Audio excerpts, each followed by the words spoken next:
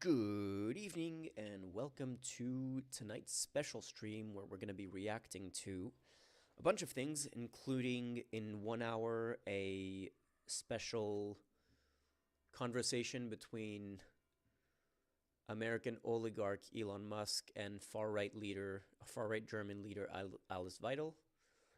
This is going to be interesting if not depressing. How is everyone tonight?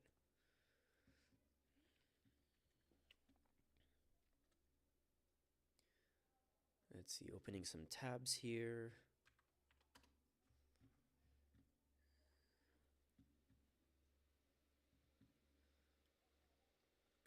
How is the stream working? I changed a few settings, so hopefully it is working normally. Let me test here and see how long before it shows up on screen. Whoa, that's a long time. Okay, that's about, what, 5 to 10 seconds?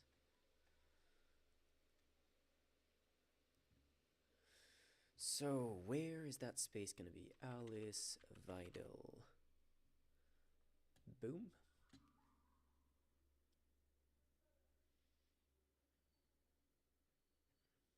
We'll wait with that open.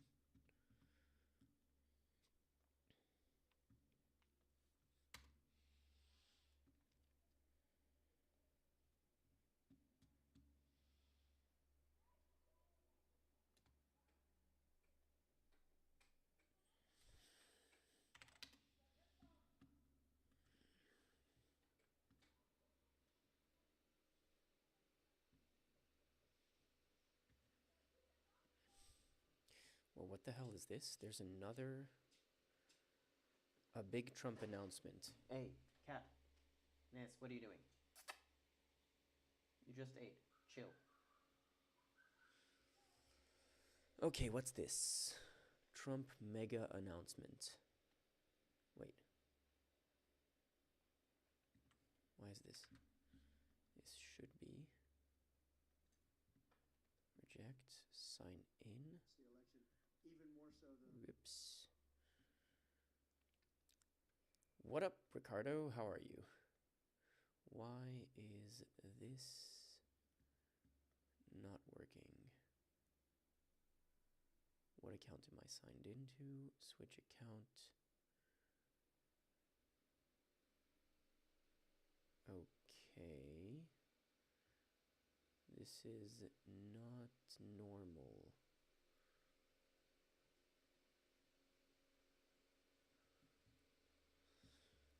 Give me a couple minutes. I need to fix something. Switch account. Oh, it's because I changed my password. Okay, that makes sense.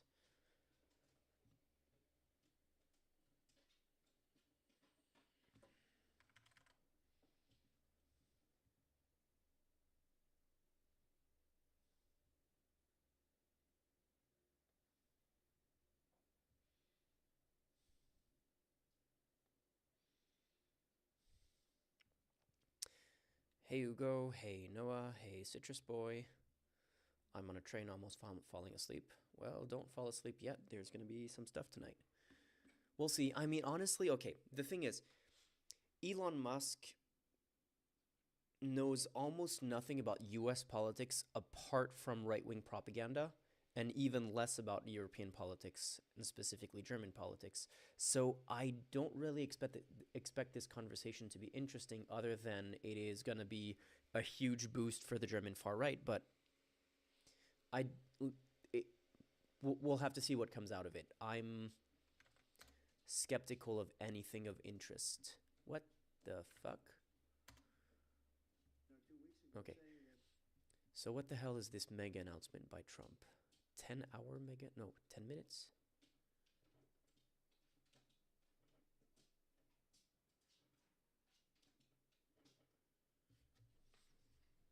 What are you doing?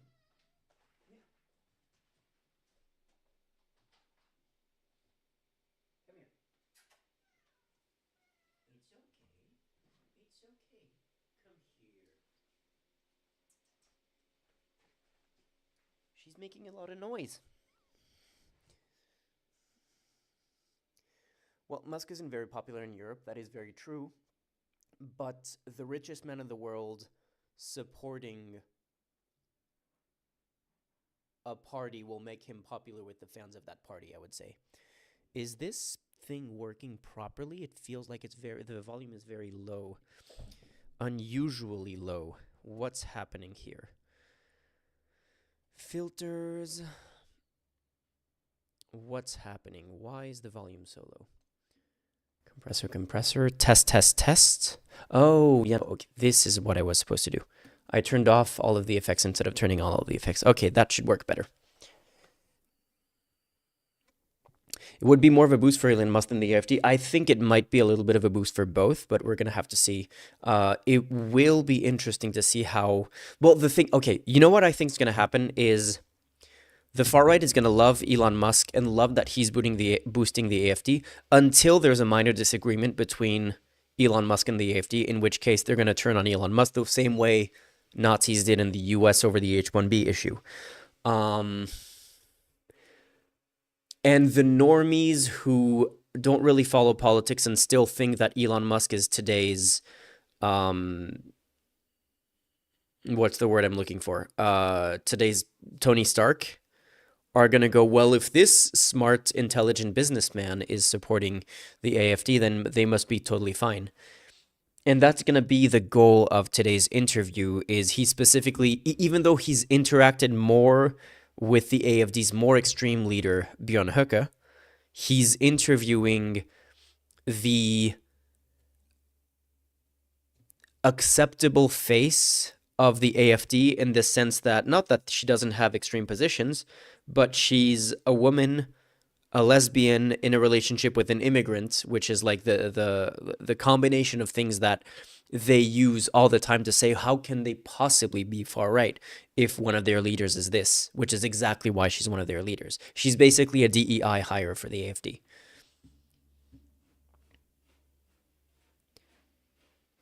Elon's going to start saying how Gorbachev was the best thing to happen to Germany with his amount of European political knowledge instead of some far-right leader. We'll see. We'll see. He might also be using like Russian talking points the way he did when he was proposing a peace plan about Ukraine, when he was literally using Putin expressions describing like how Russia relinquished Ukraine and stuff like that. It was like Gorbachev's mistake or something like that, and it was like that was the title that he had for some of the stuff.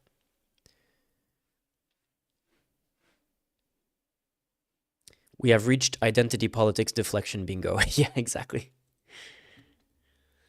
So yeah, anyway, I wanted to watch another Trump press conference, but apparently there's one happening right now. But what the hell? It's been happening for 10 hours, or am I completely off on that? There's no way this has been happening for 10 hours.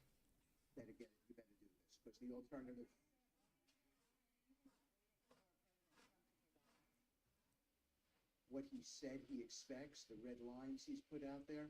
It has to be 10 minutes or it has to be looping. This thing. What the hell is this thing? It says 10 hours, 53 minutes. Can Trump... There's no way these people just stood there for 5 hours. It has to be a loop.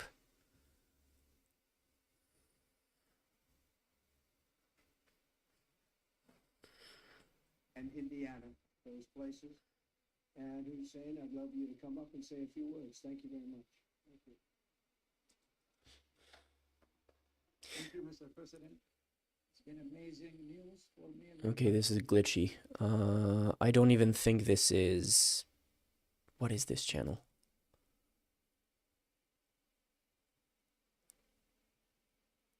CNN News 18, India's undisputed English news channel. Is this a real account?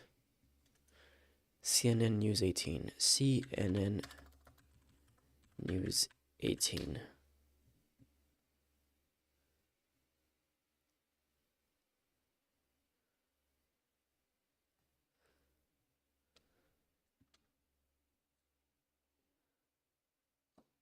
Okay, so they're just running 15 lives at the same time.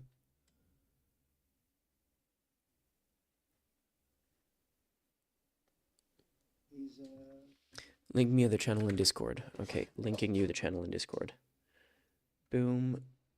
There you are.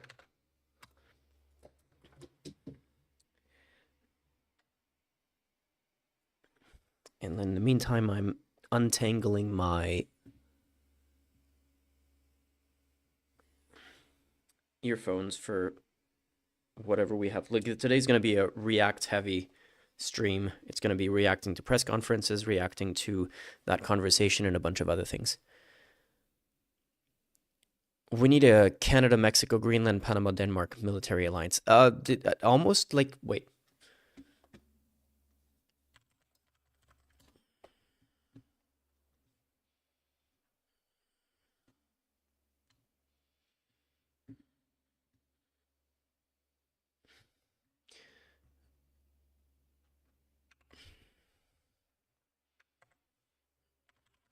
Okay, Panama's not in NATO. They are US allies, but Canada, yes. Denmark, yes. Greenland is part of Denmark. I don't think they have their own foreign policy. So the only country that's missing from this military alliance from NATO as a military alliance of the ones that you listed is Panama.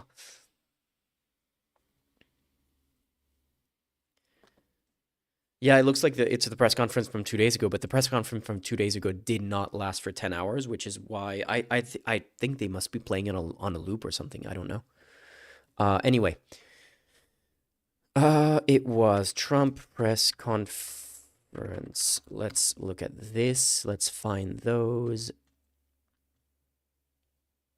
Yeah, it must be the same one as this. So this one is 1 hour and 14 minutes, 1 hour and 12 minutes. Was it actually a 10-hour press conference and that they're just replaying it on the in marathon press conference?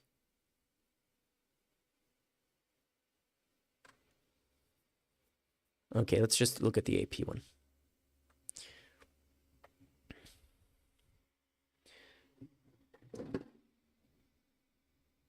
Okay, so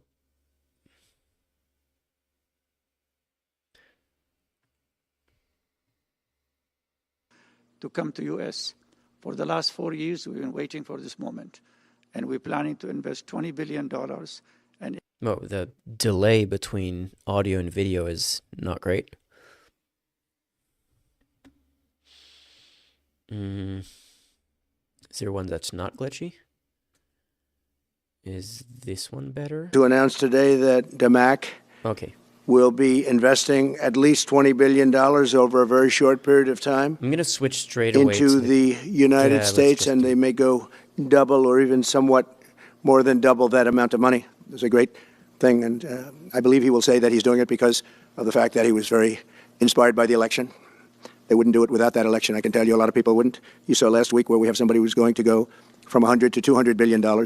And we have many other people, and we'll be bringing some of them out. Some of them like to do it somewhat more quietly, and some don't. And they feel so strongly about the country that they want to let people know about it. But it's an honor to have such a great investor investing in our country. The investment will support massive new data centers across the Midwest, the Sunbelt area, and also to keep America on the cutting edge of technology and artificial intelligence. He's very big into the data centers, and that's going to be a very hot item in the coming years, as you know, with AI. In particular, the first phase of the project will be in Texas, Arizona, Oklahoma, Louisiana, Ohio, Illinois, Michigan, and Indiana, those places. And Hussein, I'd love you to come up and say a few words. Thank you very much. Thank you. Thank you. Okay, this is another investment announcement. We're just going to switch over to the geopolitics, to Trump actually announcing that he still wants to take over Canada, Greenland, and Panama. Invest over $1 billion in the United States. We're going to give expedited reviews to everybody because everyone's afraid they're going to come in and get caught in the quagmire, which is very prevalent in the United States, unfortunately, the quagmire of environmental and various other regulations and rules. And I made it a point of telling people if you invest $1 billion or more, and we'll do this for people with far less too, but we guarantee it. We're going to move them quickly through the environmental process. Sometimes people held up 12, 13, 14, 15 years. I saw it with plants in Louisiana where I got it approved in literally a week. They were through the review, and 1 week after spending 14 and a half years trying to get it, and they were going nowhere. It was a terrible thing. So I've been a victim of that myself over the years. And I think I know all the games and all the tricks that are played. And much of it is just done to stop progress. So we're going to be helping you and everybody else that comes to the United States and wants to invest their money, that you don't get tied up for the rest of your life and you can't do anything. This commitment further underscores that many of the greatest business leaders on earth are seeing a very bright economic future for America since the election. It's like, honestly, wait, let me just from the outgoing administration, and they're trying everything they can to make it more difficult. I've probably listened to, and interest rates are far too high. And I've been disappointed to see the Biden administration. I think 50 plus hours of Trump speaking, just like transcriptions and like speeches and press conferences and stuff like that, and I just overdose on it because it's always the same thing. It's never specifics. It's always just, oh, it's gonna be like you never heard about this before, and it's the best. It's like no one's ever seen, and it never says anything. It's always words that do not say anything, and the problem is it's becoming the standard politics speech because you can't be held accountable for anything if you don't say anything. And we will drill, baby, drill. We're going to be drilling in a lot of other locations, and the energy costs are going to come way down. They'll be brought down to. Like we're going to drill in a lot of locations. Okay, which locations? That's what caused it to go up, along with the ridiculous spending on the Green New scam. All this money, trillions of dollars. It's like throwing it right out the window, what they're doing. And they're trying to spend so much now, they're just taking money and giving it to anybody that wants it for any project at all, if it's certified under the Green New scam. And they don't work, and it's too expensive. And, they told me that we're going to do everything possible to make this transition to the new administration very smooth. No, it's not smooth because they're doing that. They're playing with the courts, as you know. They've been playing with the courts for 4 years, probably got me more votes because I got the highest number of votes ever gotten by a Republican, by far, actually, by a lot. And, we had a great election, so I guess it didn't work. But even to this day, they're playing with the courts. They're friendly judges that like to try and make everybody happy on the Democrat side. It's called lawfare. It's called weaponization of justice, and it's happened at a level nobody's ever seen before. So many. I defeated deranged Jack Smith. He's a deranged individual. I guess he's on his way back to The Hague. And we won those cases. Those were the biggest ones. And the press made such a big deal out of them. But we did nothing wrong. We did nothing wrong on anything. And the people saw that. When they vote, when a Republican, it's not easy for a Republican. When the Republican wins the popular vote by millions and wins all 7 of the swing states, people said, well, he could win 4. We won all 7, and we won them by a lot. That tells you we won. And they've been watching this injustice. I call it the Injustice Department. What they've done is so bad. The whole world has watched that. And it took work, but it got me a lot of votes because when explained, we have a judge in New York who's a very crooked judge. I'm under a gag order. I can't even talk about aspects of the case that are the most vital aspects. I'm under a gag. Do you know that I'm the president-elect of the United States of America? I'm pulling this. It's literally a random press conference. I have no idea if it's going to be good or bad. But it's George W. Bush's last press conference. Thank you. Let's go to a random spot. One that's been replayed a lot and see how much more specific he is in the things that he's referencing. And those security forces are now becoming more efficient, and Prime Minister Fayyad is using them effectively. The challenge is to help the Palestinians develop a democracy. And a vibrant economy in there that will help lead to democracy. And the challenge, of course, is always complicated by the fact that people are willing to murder to stop the advance of freedom. And so the Hamas, or for that matter, Al-Qaeda, or other extremist groups, are willing to use violence to prevent free states from emerging. And that's the big challenge. And so the answer is, will this ever happen? I think it will. And I know we have advanced the process. Suzanne. I finally got your name right after. It needs to be on a topic where they're like, where you can name specific policies or specific things. 6 years? 8 years. You used to be known as Suzanne, now you're Suzanne. Thank you. Your 2002 State of the Union address, you identified U.S. threats as an axis of evil: Iran, Iraq, and North Korea. Iraq is relatively calm. North Korea no longer on the terrorist threat list. How would you define if, in fact, there is still an of course, like politicians always said a lot, like talked a lot and said little. But the way that Trump has taken that is far beyond anything ever. Like Trump never talks about policies. Specific policies he never does. It's always, we're going to do it, it's going to be great. That's all he ever says. He never actually talks about, like, politicians say a lot and like oversell their policies, but at least they talk about their policies. That's the thing, and that's not something that Trump ever does. Of evil, and what is the greatest and most urgent threat when it comes to security that Barack Obama has to deal with? Okay, The most urgent threat that he'll have to deal with, and other presidents after him will have to deal with, is an attack on our homeland. You know, I wish I could report that's not the case, but there's still an enemy out there that would like to inflict damage on America, Americans, and that'll be. Well, he's bad at doing the political speech in a palatable way, but it works because he got elected. And the thing is, it's infuriating to, I want to say it's infuriating to normal people to listen to him and say, this is, wait, let me see if I can find a better example of like a non-Trump politician from a few years ago. It's infuriating to hear Trump speak because it's so empty, but one, it got him elected, and two, it's impossible to hold him accountable for anything, or almost impossible. Sometimes he actually says something that later can be pointed out to him as being a contradiction or something, but very often he can't contradict himself because he never talks about anything, and that's the thing that's infuriating.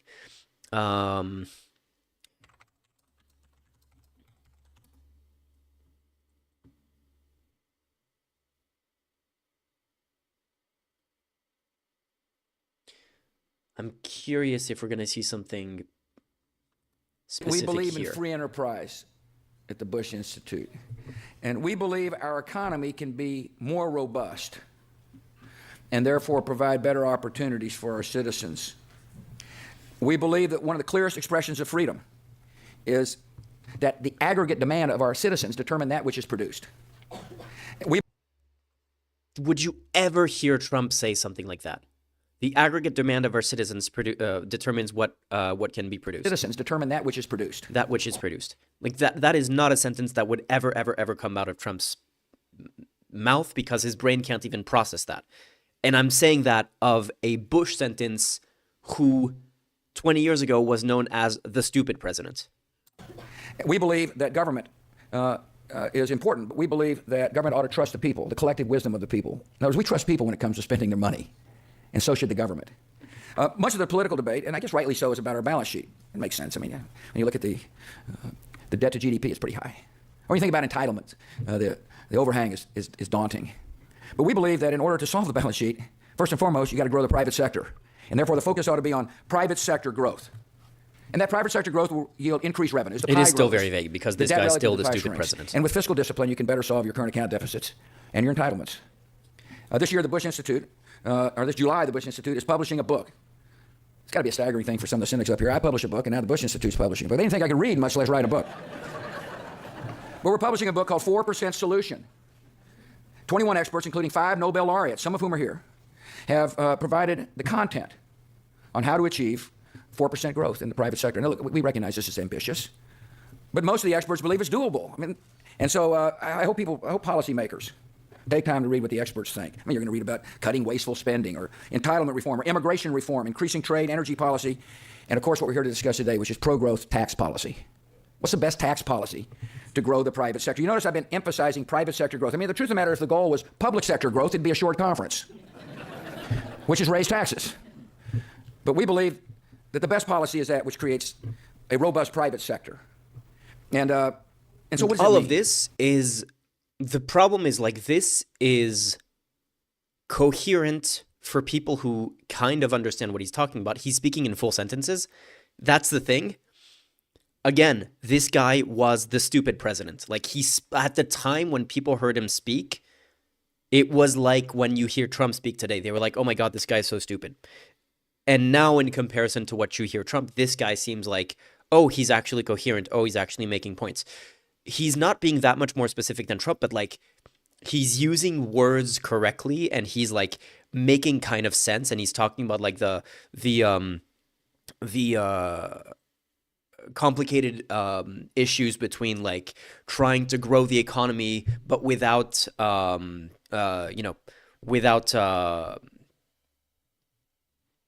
like, is it like supply side economics or demand side economics or stuff like that? Like, Those are conversations that you could have, but Trump never talks about that. He just talks about, we're going to make it good, we're going to make it the best that's ever seen, and that's all that he ever says. He talks about trade deficits, and what he says about trade deficits doesn't even make sense. Anyway. Form a very successful president. We had the greatest economy in the history of our country. We had borders that were sealed and beautiful. Everything was good. We had no wars. Yeah, of course. Everything was good. Under Trump, everything was wonderful. You know, there was no COVID. There were no wars, like the war in Ukraine. That just appeared in 2022. There was nothing before that. And during Trump's presidency, there was nothing happening in the Donbass. Do not think about that. There was nothing. There wasn't like an entire region of Ukraine that had already been annexed, and that like continued to escalate under Trump's presidency. None of that happened. There were no wars. He didn't escalate the drone strikes in Yemen. He didn't kill an Iranian leader was it in Iraq that the Iranian general was killed? None of that happened. Everything was beautiful, and they had a perfect border, even though immigration was actually higher than under Obama. But there was a perfect border that was sealed, of course. We defeated ISIS. We had no wars. Now I'm going into a world that's burning with Russia and Ukraine, with Israel. You took a look at that attack on October 7th, the attack on Israel, with the horrible way they got out. Not the fact that they got out. I would have been out before them, but we would have been out of Afghanistan with dignity and strength, as opposed to looking like a bunch of fools with 13 dead. And I'm pretty sure there are actually papers that analyze Trump's speech pattern, and they were like, oh, he speaks like the average primary school student. Trump speech pattern age.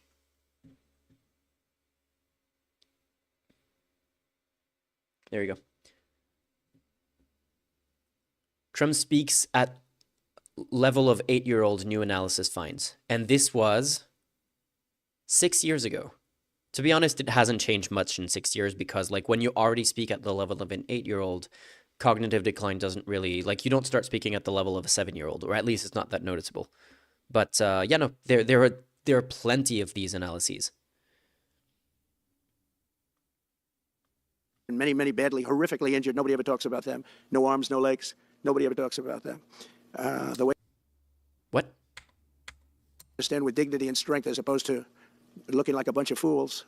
But we would have been out of Afghanistan with dignity and strength, as opposed to looking like a bunch of fools, with 13 dead and many, many badly, horrifically injured. Nobody ever talks about them. No arms, no legs. Nobody ever talks about them. No one ever talks about wounded veterans? No one ever talks about the VA and how they treat wounded veterans? What are you talking about? The way they got out was outrageous, leaving billions of dollars of brand new military equipment that I bought in the hands of the Afghans, and specifically the Taliban. It's the group. And we were doing very well. We would have been out. We would have been respected. I think it's one of the reasons it was so badly handled, that withdrawal, where people are jumping onto airplanes, falling off the sides of airplanes when they're 3,000 feet in the air. And nobody's ever seen anything like that. The worst. Jumping off of airplanes when they're... What the fuck is he talking about? Who was jumping... Wait a second. Afghanistan. Jumping off airplanes 3,000 feet.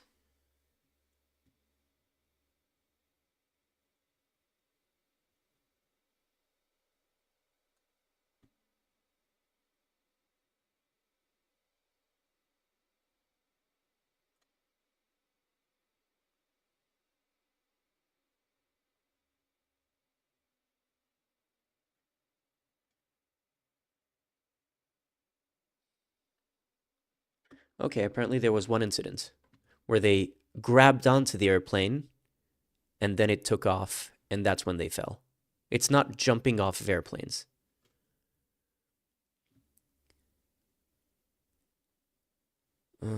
Chased by hundreds of desperate blah, blah, blah.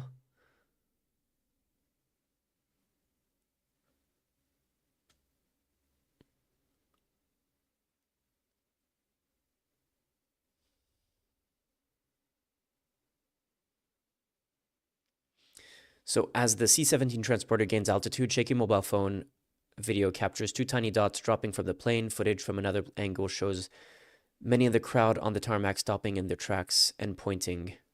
The full extent of the horror, the dots, it turns out, were desperate Afghans hitting the wheel well. Okay. As the wheels folded into the body of the plane, the stowaways faced the choice of being crushed to death or letting go and plunging to the ground. Okay, well, yeah, like we knew that people were like trying to get onto the plane at all costs, but this isn't like they were jumping off of airplanes. That's not the same thing. And because of that, I think Russia went and attacked Ukraine. When they saw that, they said, these guys are incompetent. They don't know what they're doing. But we know what we're doing now, and that's going to all end. And we have a great military. I defeated ISIS, as you know. We're in no wars. I just finished a couple. And we got also our soldiers guarding Syria and Turkey. We're in the middle. We had 5,000 soldiers. They would have been gobbled up with two armies. We had one army, 300,000. We had another one, 500,000 or 600,000, getting ready. We had 5,000 people in the middle. I said to a general, how do 5,000 people do in that case? And the general just looked at me and said, not well, sir, not well. And I took him out. Excuse me? But we know what we're doing now, and that's going to all end. And we have a great military. I defeated ISIS, as you know. We're in no wars. I just finished a couple. And we got also our soldiers guarding Syria and Turkey. We're in the middle. We had 5,000 soldiers. They would have been gobbled up with two armies. So there were U.S. soldiers that were working with the Kurdish minority in Syria. And the Turks hate the Kurds. And Trump, in order to say, oh, look, I'm the anti-war president, I'm removing our troops from everywhere, he abandoned the Kurds and let Turkey bomb the hell out of it. The reason why Turkey wasn't bombing the hell out of it is because U.S. soldiers were there. And now he's claiming that he removed the soldiers because otherwise the soldiers wouldn't have been able to face Turkey or the Kurdish troops or whatever. Like, no. The soldiers were the reason why the two weren't fighting. Which, like, the Kurds were our biggest ally in Syria, and we just abandoned them and left them to get killed by Turkey. This is an insane... Does he think that Turkey would have just attacked our soldiers? We had one army, 300,000. We had another one, 500,000 or 600,000, getting ready. We had 5,000 people in the middle. I said to a general, how do 5,000 people do in that case? And the general just looked at me and said, not well, sir, not well. And I took him out. And you know what happened? Nothing. I got criticized. I saved 5,000 lives, actually. And we did a great job, and we're going to do an even better job because now we have a tremendous amount of experience. Yeah, and also, like, claiming all credit. Like, the thing is, like, the U.S. barely had any forces in Syria. Most of what they did were, like, either individual, like, special forces attacks, like the specific one where they killed, what was his name again? Al-Baghdadi. But mostly it was supporting people like the Kurds and supporting other groups like the one that ended up taking Syria. And that is what ended up, what ended up helping to defeat ISIS. Mostly the Kurds. And then we abandoned the Kurds to just get bombed by Turkey. People that I can rely on, but there's 625 million acres. People can't realize it's like the whole ocean. Take an acre. You know, an acre, you have a house on a half an acre, on a quarter of an acre, or an acre. If you have an acre, you have a big deal. Now you multiply that by 625 million acres. That's like 625 big deals. It's like, feels like the whole ocean. And that's our strength, you know? People can say we manufacture, we don't manufacture. The thing we have oil and gas more than anybody in the world. And we're going to have more of it, too. But they took away... What's crazy is that he's speaking in simpler sentences and simpler words, but it's less understandable than what we were hearing from George W. Bush earlier, which was like more complicated words, but actually coherent sentences. 625 million acres of offshore drilling. And again, I'm not nostalgic of George W. Bush. Like, the guy was a war criminal and a horrible president in every way. It's just the comparison of the stupid president versus the orange president, and the stupid president is actually smarter than the orange president. Nobody else does that. And they think they have it, but we'll put it back. I'm going to put it back on day one. I'm going to have it revoked on day one. We'll go immediately if we need to. I don't think we should have to go to the courts, but if we do have to go to the courts, you know, they try to be sneaky. They go in and they say, remember, this is a man that said he wants the transition to be smooth. Well, you don't do the kind of things. You don't have a judge working real hard to try and embarrass you, because I did nothing wrong. By the way, I did nothing, absolutely nothing wrong. If I did something wrong, I wouldn't be standing here right now because I've won all these cases. Nobody's ever won so many cases as I have against the justice. The only case that went to court, he lost. To be clear, the only case that went to court, he lost, and he's going to be sentenced for it tomorrow, if I'm not mistaken. Department. I mean, Jack Smith had cases all over the place. People were being subpoenaed, lives were being ruined. They were spending everything they had, money. We were helping them out. We had to. They were subpoenaing people that had no idea what they were even talking about. That's a sick group of people. And it was all to influence the election. It was all a fight against a political opponent. We've never had that in this country. We have had that in certain countries. Can We've we had that in move on to Greenland or third-tier something? countries. We've had that in banana republics, but we've never had that in a place like the United States. I don't even know if it's been on a small level. I'm sure it has been on a small level, but this was the largest level ever. They brought this moron out of The Hague. He's a mean guy. He's a mean, nasty guy. His picture was perfect, because you look at his picture, you say, that's a bad guy with his robe, his purple robe. And he executes people. He shouldn't be allowed to execute people because he'll execute. If we could, with your references to Greenland. This is the first time they mentioned Greenland in the entire thing? Apparently. Okay. Well, there you go. And the Panama Canal, so forth. Can you assure the world that as you try to get control of these areas, you are not going to use military or economic coercion? No. And can you tell us a little bit about what your plan No, he cannot assure the world that he's not going to use military or economic coercion. is? Are you going to negotiate a new treaty? Are you going to ask the Canadians to hold a vote? What is the strategy? Yeah, I can't assure you. You're talking about Panama and Greenland. No, I can't assure you on either of those two. But I can say this. We need them for economic security. The Panama Canal was built for our military. I'm not going to commit to that now. It might be that you'll have to do something. Look, the Panama Canal is vital. So he's threatening military action against two of our allies to get more territory for the U.S. And, like, think about this. Most likely there's not going to be military action. But if he manages to get Greenland and Panama peacefully by threatening military action so that those countries in fear accept a deal that they wouldn't have accepted otherwise, does that count as peaceful? It's like insane levels of coercion. It's like it's just bullying and like threatening people, threatening violence to force people into a bad deal that they don't want. And that's supposed to be the peaceful anti-war president. Like, what the actual fuck?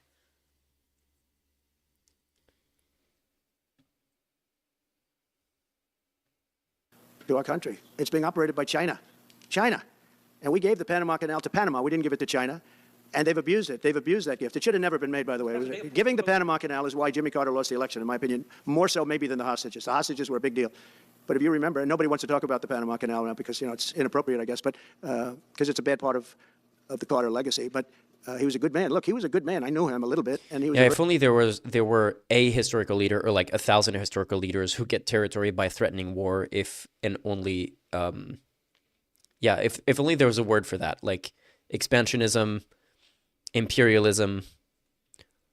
It's just belligerent fascism. I don't know.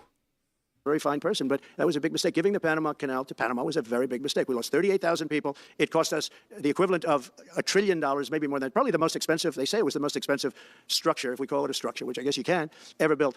And giving that away was a horrible thing. And I believe that's why Jimmy Carter lost the election, even more so than the hostages. Those two things.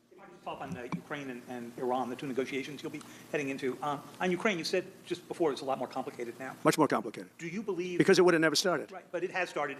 Well, not only started, the cities... Like, we don't even know what kind of diplomacy he's going to do between Putin and Ukraine. Like, appeasement would be like how weak countries deal with belligerent imperialist countries is, yeah, okay, I really do not want to be bombed by you, so fine, I'll give you your territory because I don't have a choice. We don't know what kind of diplomacy he's going to do with Ukraine and Russia because we don't know who he's going to be friendly with, like who's the last person in the room who's going to talk with him, if Zelensky is going to manage to make promises or say something nice enough to him that he's like gonna side with Zelensky over Putin. Like, we don't know if how conciliatory Putin is going to be, so it literally could go either way. Like, generally speaking, so far over the entire track record of Trump, it seems that he's always sided with Russia, but we don't even know what that's going to look like in a few months because this guy is just like completely unhinged and unpredictable. Largely knocked down. So you've got what you've got. At this point, to hold on to leverage in dealing with President Putin, would you make a commitment to the Ukrainians that you will keep supporting them during the negotiations? Well, I wouldn't tell you if that were the case. Would you make a commitment to provide a security guarantee if they do enter into an armistice or a ceasefire along the lines that the French and the Germans? So, a big part of the problem was Russia for many, many years, long before Putin said you could never have NATO involved with Ukraine. Now, they've said that. That's been, like, written in stone. And somewhere along the line, Biden... It hasn't been written in stone, literally. There were like conversations about it. No treaty was ever signed about that. said, no, they should be able to join NATO. Well, then Russia has somebody right on their doorstep, and I could understand their feeling about that. But there were a lot of mistakes. Like Russia literally rejected every single peace proposal that wasn't the peace proposal proposed by Russia. Every single time, even when China, which is on the side of Russia in this whole thing, when China was trying to find a compromise and proposed something, Russia was like, nope, that's too pro-Ukraine for us. We're not okay with that. Made in that negotiation. And when I heard the way that Biden was negotiating, I said, you're going to end up in a war. And it turned out to be a very bad war. And it could escalate. That war could escalate to be much worse than it is right now. They can never join NATO. Well, my view is that it was always understood. In fact, I believe that they had a deal, and then Biden broke it. They had a deal, no deal, which would have been a satisfactory deal to Ukraine and everybody else, but that Biden said, no, you have to be able to join NATO. And that's always been, and nobody knows more about NATO than I. You know, years ago when I first... Yeah, we're going to watch the Must Vital live stream, and it's going to be in 20 minutes in theory. Started this. I didn't know too much about NATO, but I got it right anyway.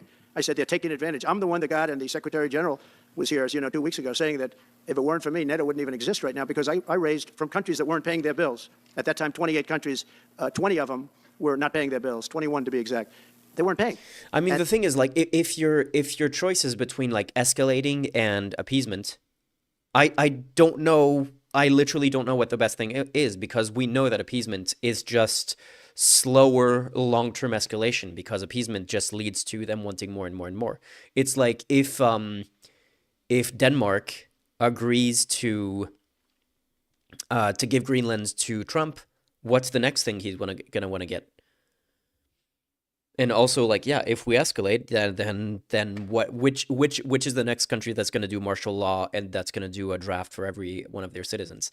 That's the problem. It's like every option sucks in this.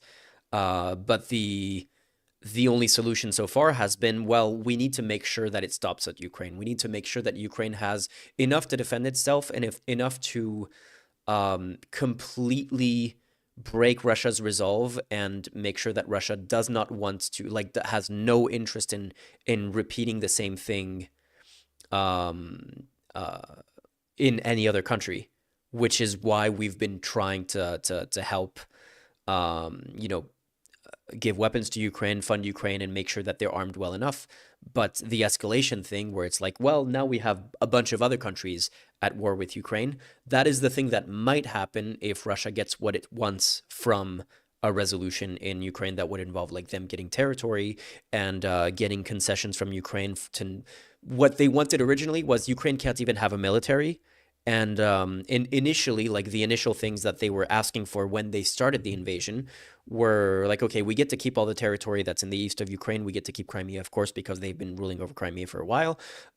Ukraine can never join NATO, and they have to be demilitarized. And we basically have to be able to oversee what they called, like, denazification of Ukraine, which was never a thing. Like, the Nazi elements that they pointed to in Ukraine, like the Azov battalion and stuff like that, are just like, you can always point to extreme right-wing people in, like, every military, and Russia also had extreme right-wing people in their military as well. It was always just a smokescreen for them to point to bullshit like that. But anyway. Or they were paying a very small portion. And I raised over $680 billion. That was the number he gave, by saying, if you don't pay, we're not going to protect you. And as soon as I said that, the money came pouring in. But Obama could have said it. Other people could have said it. Bush could have said it. Nobody said it but me. I took a lot of heat. They said, oh, that's a threatening statement. Well, they weren't paying their bills. I said, we're not going to protect you if you're not paying the bills. So in a true sense, I saved NATO, but NATO's taken advantage of us. And one of the problems that I have, and I've said it openly, I said it to President Zelensky, Europe is in for a tiny fraction of the money that we're in. Now, whether you like that situation or not, Europe is much more affected than the United States. We have a thing called the ocean in between us, right? Why are we in for billions and billions of dollars? A thing called the ocean. More money than Europe. And, they're a similar size, a little smaller, but they're a similar size economy as the United States when you add them up. And yet Europe is in for a small fraction of the number the United States is in. Now, Biden could have called them up during the term. That's what I did. I said, you have to pay your bills. And one stood up. I won't say who. You'll probably have it because the papers, the media hated to report on it. But a prime minister from a country, a famous meeting of 28 nations with no press, no anybody in the room, he stood up. He says, does that mean if we don't pay our bill, and at that point it was 2%, it should be 5%, it should be 5%, not 2%. But at that point, it was 2%. But many people didn't pay. Some people didn't pay anything. But many people were waiting, including Germany. Germany was at less than 1%. Well, I think NATO should have 5%. Yeah. Well, you can't do it at 2. I mean, at 2%, every country, if you're going to have a country in a regular military, you're at 4%. I think they should be, they're in dangerous territory. I think it should be, they can all afford it, but they should be at 5%, not 2%. I'm the one that got them to pay 2%. But a gentleman stood up, a prime minister stood up, and he said to me, sir, could I ask you a question? You're saying we have to pay our bills. If we don't pay our bills, will the United States protect us from Russia? I said, if you don't pay, you mean you're delinquent? He said, yes. He said, if you're delinquent, we will not protect you. I took a lot of heat, although it was somewhat close. Okay, so by percentage of GDP, US and Canada are about the same. You look at Sweden and Finland are some of the bigger donors. This is the Netherlands as well, Denmark as well. Scandinavian countries clearly have been really good. This is part of Norway. Like basically all Scandinavian countries. Poland seems to be about the same shade as the US, Germany slightly lighter, France slightly lighter. But then you look at absolute number, and yeah, it's not quite double in aid that has already been allocated. It's like 1.5 times. But in terms of aid that has been pledged and not allocated yet, it's double. They've pledged about 240 billion euros versus 120 billion euros on this side. And the thing that is important to understand about aid, about military aid, especially in this case, is that these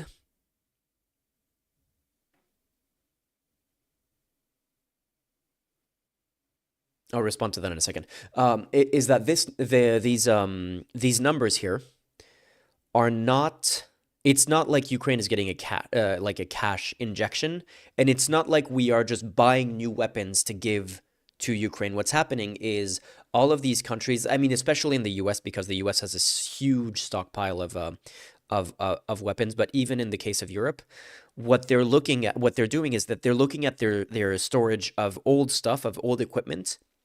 And they're going, okay, there's a bunch of stuff here that we don't use anymore. We're never going to use anymore. It's just like using up space in a container somewhere, or in a storage facility, and we can just give that to Ukraine, and we're going to put a dollar amount for how much that costs, and that is counted as billions of euros or billions of dollars or whatever.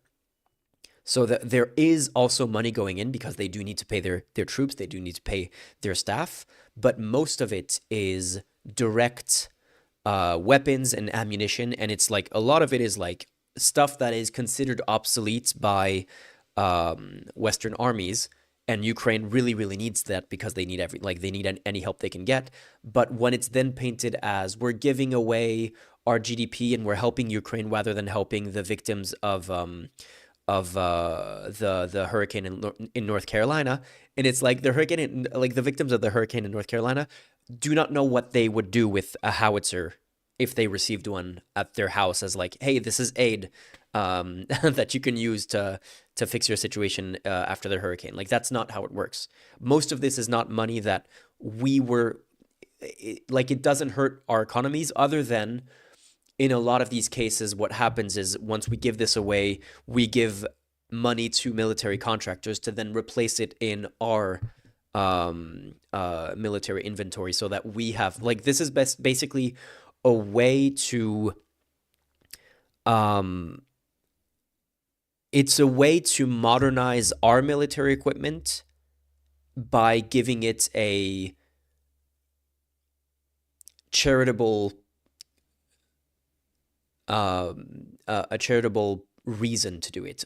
Oh, we're modernizing our military equipment, but it's really like we're giving aid to Ukraine, but really what we're doing is modernizing our equipment.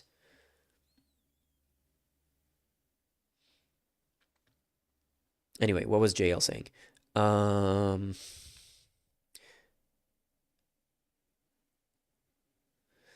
I think resources plus Arctic. So this is about Greenland. So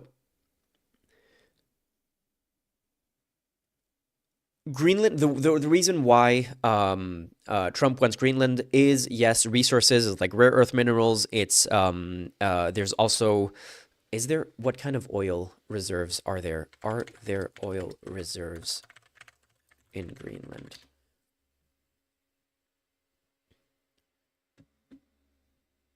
Boom. Yes, there are considered to be, there are considered oil and gas reserves in Greenland. Some years back, it was all the craze in the oil world. And the problem is most of this has not been, apparently my N key is not working very well.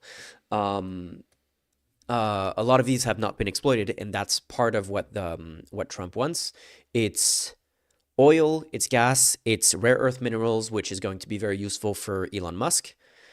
And it's also a militarily strategic thing. The thing is, he only presents it as we need it for our national security, as a military objective. But on the military side, he already has access to Greenland. Denmark is part of NATO. Like, we have full access to Greenland from the military strategic thing. We even have military bases in Greenland where we flew Guantanamo, like where we flew detainees on their way to Guantanamo. That, like, we have military bases in Greenland. That on the strategic side, there isn't much of a thing. It's mostly one, economic, with access to like more oil and rare earth minerals and stuff like that. And on the other side, it is also, Trump wants to be a historic president that's like, oh, look, under Trump, we, like, the map of the US went from looking like,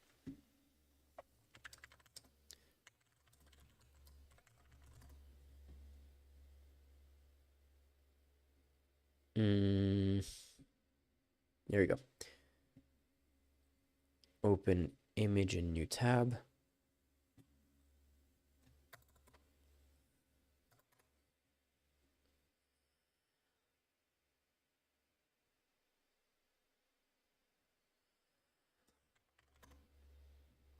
There you go. Perfect.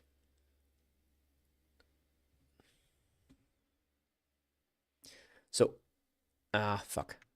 Shit quality.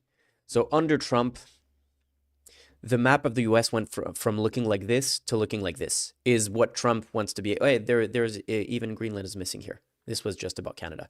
But like, imagine this plus Greenland would be Trump's legacy, which, yeah, that sounds really good in terms of the history books. That sounds impressive. But like, this is just, and especially if you're doing this by like threatening your allies with military intervention.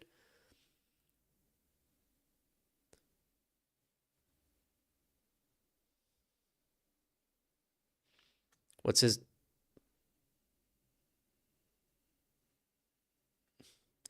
Trudeau's group Canada so bad people don't even care that Trump wants to take Canada. I mean, yeah, I don't think anyone takes the Canada thing seriously. And I think that's why we aren't talking about it so much. Even when he was asked, like, would you do military action against Greenland and Panama? He's like, yeah. He's like, I'm not ruling it out. But when he's asked if he would rule out doing military action against Canada, he's like, oh, no, military action against Canada, that would be something, wouldn't it? And so that's something that he doesn't, like, I don't think he takes that seriously, but it seems like he's taking Greenland seriously. And stuff like renaming the Gulf of Mexico the Gulf of America, he would, like, that would definitely make him seem like a historic president, which he would be, I guess, but it's just...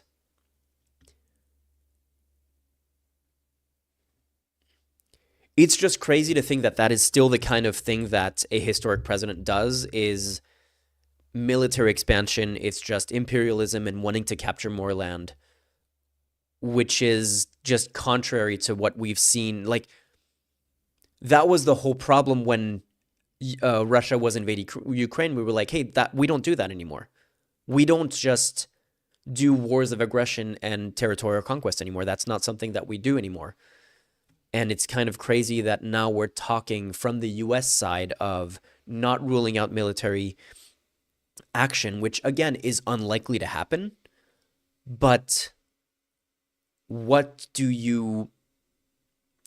can you call that a negotiation when the alternative is the threat of violence like the country that does not want to give away parts of its territory.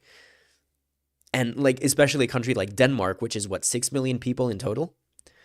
There's no, they don't have unless the entire EU bands up, and even if the entire EU bands together to side with Denmark, if there's a threat of violence on the other side, I don't know what happens with that.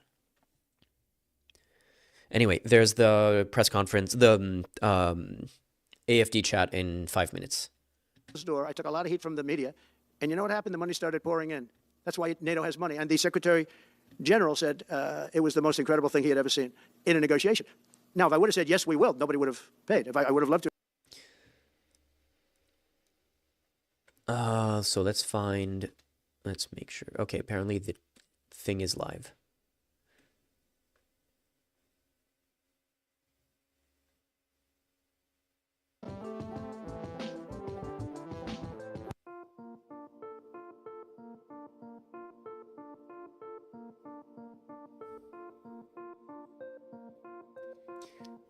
My question is,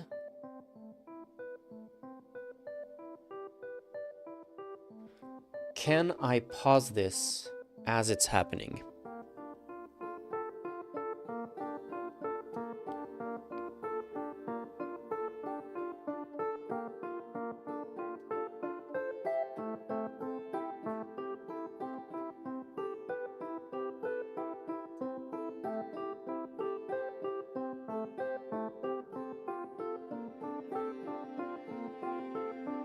No, there's no video.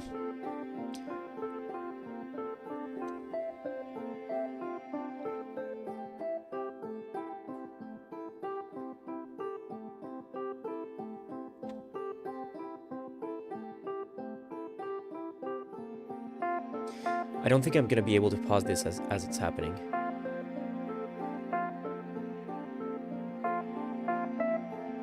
Which is frustrating, because if I want to pause to make a point, that, like, usually what I would do with the live stream is I can pause and then I can speed up the replay to catch up. But in this case, unless we're watching afterwards, we can't do that. Anyway, I'm gonna take, I'm gonna make myself another coffee, so I'll be back in 2 minutes by the time this starts again.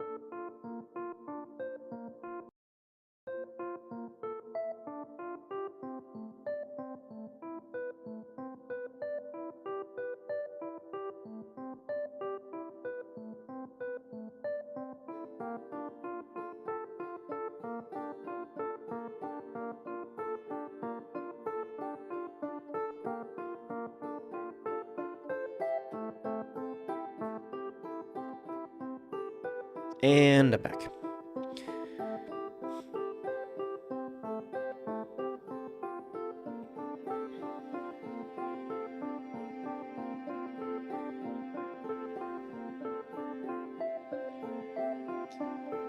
Confident the CIA already has a few plans to make sure the US will always have access to the Panama Canal. The US already has access to the Panama Canal. It's just that Trump wants preferential treatment in the Panama Canal and wants to be able to block whoever else has access to it if he feels like it.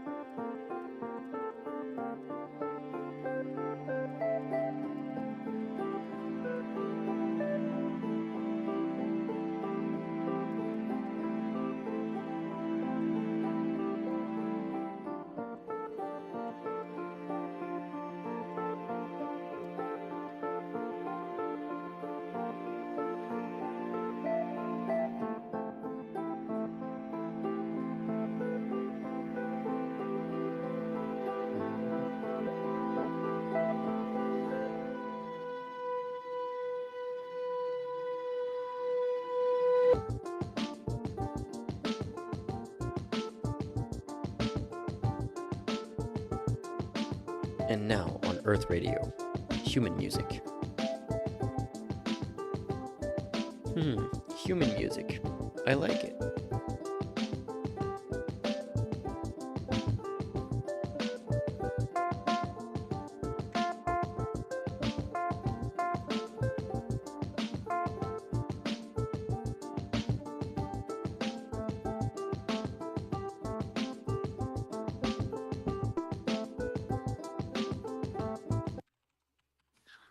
All right. Welcome to the conversation with Alice Beadle, who is, I believe, currently the leading candidate to run Germany, I think, most popular in the polls. Welcome, Alice. Thank you for joining Spaces, and I look forward to this discussion. And perhaps we could start by outlining, if you could outline what AfD's platform is, what are the main things you're aiming for, where does Germany need change, and just to educate people who have never heard of AfD or AfD, if it be German, and because a lot of people, especially in America, have never heard of AfD, so perhaps this would be very helpful. Okay. Thank you very much, Elon, for having me and to give this opportunity to openly speak about different matters. Let me just, can you hear me? I can, yes. Perfect. To start with, who we are. The AfD is the alternative for Germany. It is a relatively new party, founded 11 years ago during the course of the Euro problems. Unfortunately, I have to start when I shed some light on our party with the quite negative circumstances in Germany. Our country is a great country with highly motivated people, but our country has been governed not in a proper way within the last 20-25 years. We had the Angela Merkel administration for 16 years, and then the so-called traffic light coalition that imploded last year, and now we're heading elections. In my point of view, Angela Merkel, the first Green Chancellor, she ruined basically our country. She enforced, without asking the people, she enforced to open our borders for illegal immigration in 2015. She wrecked and destroyed our backbone in terms of obnoxious energy policy. For To the be clear, they're foreign totally valid listeners criticisms here in this of audience, Germany is the only industrial country, Merkel. the only industrial country that Yeah, it's going to be hard to listen to this and react at the same time. unplugged the nuclear power plant. So the aim of Like what I was Angela saying, Merkel he's interviewing was the acceptable to, face of to enforce the just AfD, which is solar Alice Weidel, and as opposed wind to someone energy. like Björn Höcke, who has And been you don't need to be very convicted smart, for spreading Nazi to propaganda and repeating encounter Nazi slogans. that you And you can cannot officially run call a Björn Höcke, industrial who's country one of the leaders, with one of the just co-leaders of the wind and party, solar, you can officially because call you him don't a have any neo-Nazi energy, without it being considered electricity. um, When the sun doesn't without it being shine and considered when the wind doesn't libel blow. or slander. And this is the main So that's why he's speaking to her, Yeah, even I mean, though he's obviously, I'm interacted a fan of on a solar, friendly but, level with clearly, Björn Höcke Germany, way more countries on at X a than he very has high with her. latitude than the amount of solar So this power entire in the talk winter is going must to be be substantially presenting reduced. a moderate, And acceptable of face course, for the there's a AfD significant without difference in the any day-night cycle of, pushback, which is energy what's about to usage. happen right now. So she's So just a repeating lot like of completely a reasonable lot of criticisms power can be of done with solar the and with large-scale of the grid energy AfD. batteries. Sorry, But it must of be Merkel's supplemented with other government, forms of the power, previous government. because I'm curious to there's see not like how mask off this sunshine is in going the to get middle of winter in eventually. Germany. The solution obviously must be a multifaceted solution, where there is certainly renewables, but also there does need to be some amount of fossil fuel energy, and especially nuclear. I think nuclear is very much underrated. I think it was tragic for Germany to shut down the nuclear power plants. In fact, they're very well designed, and I think that the right move is, in fact, to increase the amount of nuclear power substantially in Germany. This would be great, and I think, Yes, absolutely. yeah. Yes, absolutely. That was the reason why I wanted to shed some light on the current situation. So in order to form an opinion what our Wait, party he did stand say for, she's the leading because candidate this is for exactly what you said. chancellor. We stand for a Is energy supply diversification. We cannot run a industrial country like Germany with a still strong manufacturing he's one of the base. leaders of the party. To tell you the truth, our manufacturing production, it peaked in 2018 and it plummeted since then due to high energy costs. And you cannot run a country like that. So therefore, Yeah, she's a list we leader. say, look, we need to be technology open. And we need to reinforce again nuclear power plants, because nuclear energy supply is carbon free, right? So Yes. therefore, we would also reduce our carbon footprint, which is obnoxiously very, very high. And this is the entire irony about it. So our governments, like the Angela Merkel government and the so-called ridiculous traffic light coalition, they enforced a green policy upon our country that doesn't work. Yeah. And The nomination will be decided at a party we would conference like to go back in to this technology month, so it's openness not here. official yet. Yeah, I think that makes a lot of sense. I mean, my recommendation, and I've said this publicly before, is that Germany should not merely reopen the nuclear power plants, but substantially increase the power generation. In the same space, meaning without increasing the size of the nuclear power plant in any meaningful way, without increasing the amount of land area that it uses, you can dramatically increase the power output of a nuclear power station, because the actual core part of the power station is extremely tiny. People don't quite realize just how small the center core of a nuclear power plant is. It's like Yes. amazingly tiny, and so you can actually, in the same land area, no increased land area, dramatically increase the amount of nuclear power that any given nuclear power station is producing. This is you need Elon a Musk being water like source for, autistic about the specifics of a nuclear power plant, which is not really the topic of the conversation.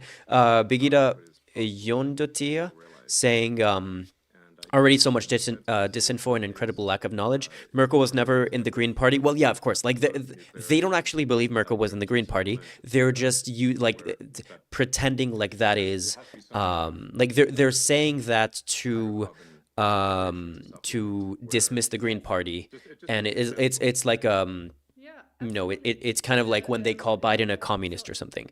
And she opened Germany for refugees, that they were never illegal. Of course, they call refugees illegal immigrants all the time, whether it's the US or European politicians, they do that. That is unsurprising. It is not true, but it's unsurprising, yeah. It's highly inefficient also in terms of land use. So, for instance, I give one example just to shed some light on it. If you were to replace one nuclear power plant, let's say like Emsland nuclear power plant here in Germany, with an annual electricity production of 10 billion kilowatt per hour, with modern wind turbines, with a production of just 8 million kilowatt per hour per year, you would need 1,250 wind turbines just to replace this one power plant.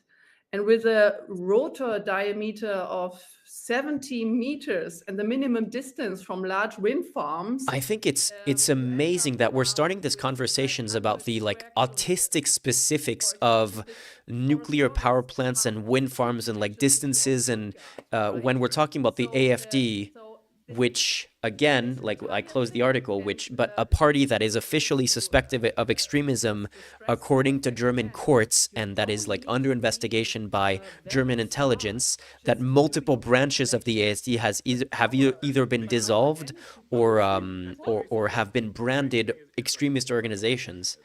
And multiple members, including currently leading members, have been convicted for repeating Nazi slogans and spreading Nazi propaganda. So why are we talking about like the specifics of nuclear energy when, like, how is this the first topic of conversation that comes up? Yes, absolutely. And then other than to make the AfD seem like a normal party. Sorry? No, please go ahead. Yeah.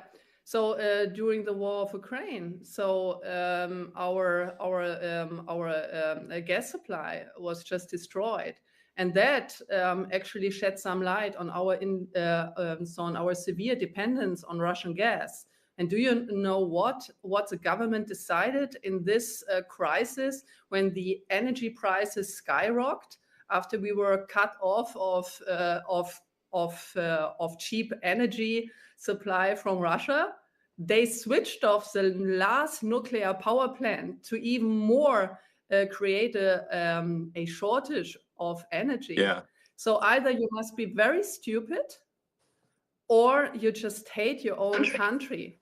Well, Isn't it? I think it's mostly the very stupid category. At least I'd like to think so. Very stupid. I mean, there's an old saying that like one should never ascribe to malice that which can easily be explained by incompetence. Yes, you're perfectly right. Now, so but yes, I actually, when I saw that Germany was turning off the power plants after being cut off from gas supplies, from Russia, I thought this is one of the craziest things I've ever seen.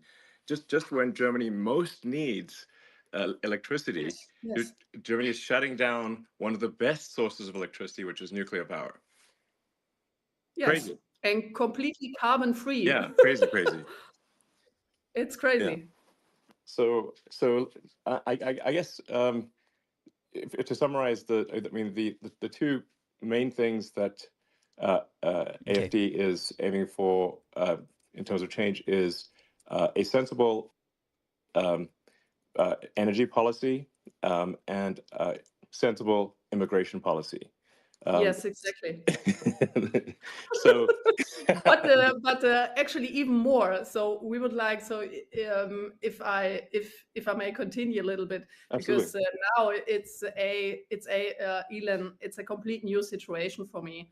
That I just can have a normal conversation and I'm not interrupted or negatively framed, how that has been in the media the case in the last 10 years, which is completely ridiculous. So what we also stand for, since we are a conservative libertarian party, so at least we see ourselves like this, but we are extremely negatively framed as a so-called extremist party by the mainstream media. So And we by just German say, courts. look, we need And to by German reduce intelligence. bureaucracy. We need to Yes. free our firms, our companies, the individuals of this obnoxious bureaucratic conditions here. Yeah. Do you know like how long it takes, how many days it takes to get a business permit in Germany? Just Well, guess. as it turns out, I do, because we built. Oh yeah, the big plan.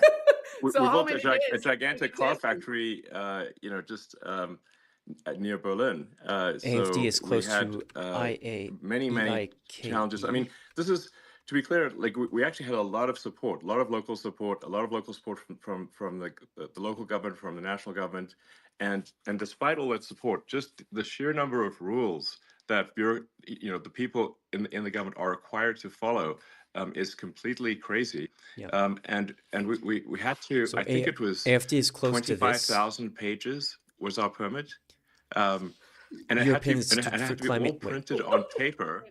European Institute for Climate and Energy has been a registered association since 2007 that denies the scientific consensus on man-made global warming.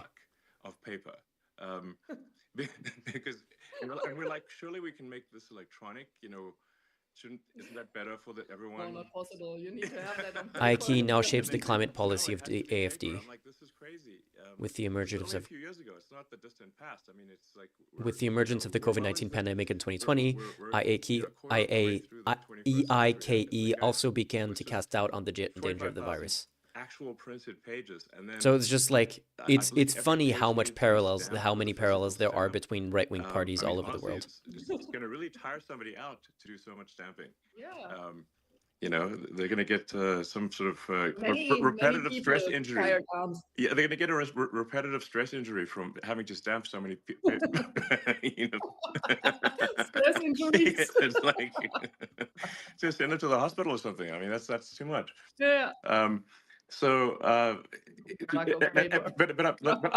I'm not trying to blame the sort of individuals who are doing this time, because they are just following the rules. So we have to change the rules, and there needs to be, I think, in my view, for all countries, but especially countries that have enjoyed prosperity for a long time, it is extremely important to have what I call sort of garbage collection of rules, which is to re-examine the rules and regulations. And make sure that they are clearly a net good, and if there's any doubt about them being a net good, we should eliminate them, because otherwise we get to this point where everything is illegal, and so it's just absolutely crazy. Absolutely, and it's not only about bureaucracy; it's also about taxes. Germany has the highest taxes. Yes. Of all OECD countries. So, so the normal German employee, he works more than half of a year for the state. You have to imagine that. You're right. Like with taxes plus Social Security. So more than half of the year you work for this dysfunctioning state, because like the state does not provide the vital provisions for the people here. So he doesn't provide for security. So we have like skyrocketing criminal rates here. Right.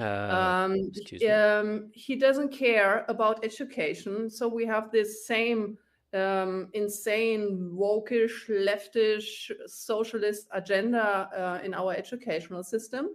So the young people, they don't learn anything in school, in university, etc. So they just learn about gender studies, skyrocketing, and they just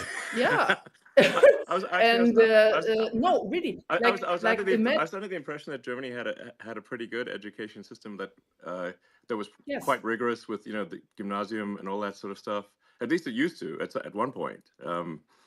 Yes. So, but it sounds like this has I don't know, the woke mind virus has infected Germany quite badly. Yeah. So you have the international standard of PISA testing, right? So the PISA survey. Right. So Germany, like a couple of years ago, was okay. Yeah, sport. Young people don't learn anything, and she's talking to an American. Now, so we.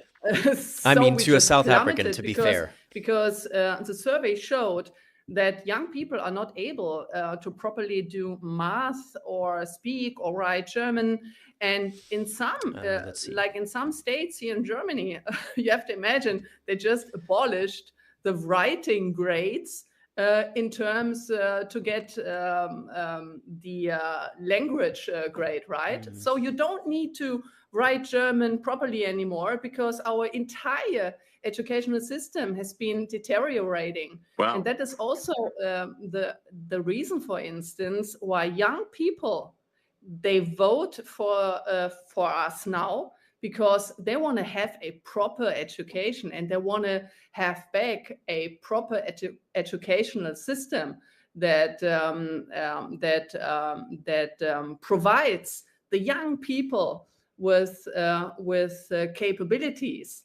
And that is also the reason why so my personal opinion is that we have to go back to a merit-based World education system, rank. right? So we Germany need is to go number back to a 7. merit-based incentive system and to go away from all this socialist gender things being in our educational system. Right. The families and the parents, they have the responsibility of their children, and the schools and the university, they have the responsibility to give good education and not all this vogue socialist nonsensical gender stuff. Sure. No, absolutely. I mean, the whole point of going to school is to learn useful skills that help you in life, help you be productive and understand the world. Yes. Otherwise, it's not a school. It's just a propaganda institution. True. Yeah. So, okay. Well, I mean, that makes a lot of sense. So, let's see. Yeah. So maybe I can just go on, because I was just giving an example of the educational system where the state fails because our state, the government, collected in the last year a record high of income tax. So they collected like around above 1 trillion, right? Of euros. So it is a record high tax. Wow. But the state, they cannot handle taxpayers' money. So what do? So they just throw the money out of the window. Wait, did you say that? For, did I miss that? For immigration in our social system, for instance. So since 2015, that pause after saying that the poor education is why people vote for them. Did she say that? I missed that. To have an idea what's going on here in Germany. So we had an influx of almost 7 million people. 7 million people, but these are the officially counted. So 7 million people. Wow. Okay. 7 million people of influx since 2015 officially counted. Wow. And then because the people, they just another funny numbers. Our state allows people to throw away their passports before they cross our borders that are not protected and controlled. So 57%, almost 60% of the people coming into our country on through an open border, they throw away their papers. Why do they do that?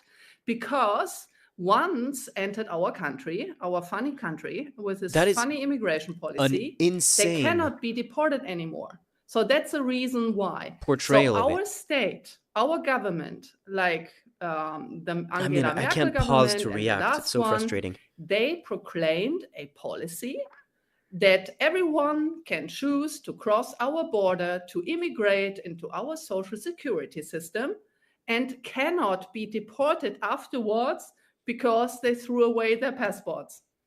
I mean, crazy. Like, how insane is that? Well, it is very insane, but that's exactly what's happened in the U.S.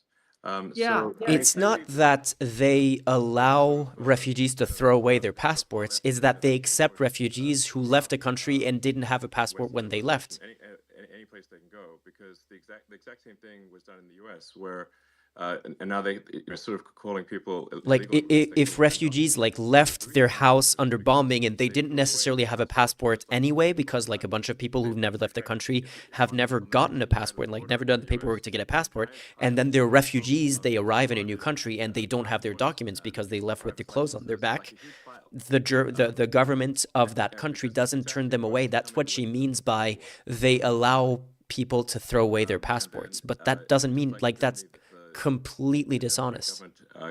Then gives massive amounts of money and support to what they call undocumented. But if they're undocumented, we actually have no idea if they are a murderer, rapist. We have no idea because they have no documents, so we can't actually tell. And so as a result, there's been a massive influx of criminals into the U.S. Because, and frankly, I'm wondering what's taking criminals so long to come here. I mean, this is completely debunked as well. America's a target-rich environment. It's you can in America. It's so easy to steal things in these wealthy neighborhoods. It's like the only thing that is going to slow down how much you can steal is if your back hurts from carrying out all the goods. You know, it's like because you're just like you're not a robber. You're just a moving company. So, like it seems like undocumented immigrants have a lower crime rate than the U.S.-born citizen, than U.S.-born citizens in general. And this research has been duplicated by right-wing think tanks, and they've found the same thing. The idea that the undocumented immigrants are more likely to be criminal than legal probably legal immigrants are another thing, but like then the general population is just not true. It's just factually incorrect. Really terrible to see. It's terrible. But in the case of California, that they just lifted the prosecution of theft because you have so many cases of theft. Birgitta, that's a little bit complicated. Under asylum law, you can, but there's like a process. Like the asylum process is complicated, and they do a lot of work. They try to do what they can to check people's identities and stuff like that, and to let them get through the process. And it's a really long and complicated process. But it's either way, it's completely dishonest to say that they allow refugees to throw away their passports. Yeah. Now there was recently a referendum in California to make stealing illegal again, which was and actually that was very popular, and it passed. Because it was actually literally legal to steal anything under $1,000, which means people could just walk into a store at $1,000 at a time and take out anything they want.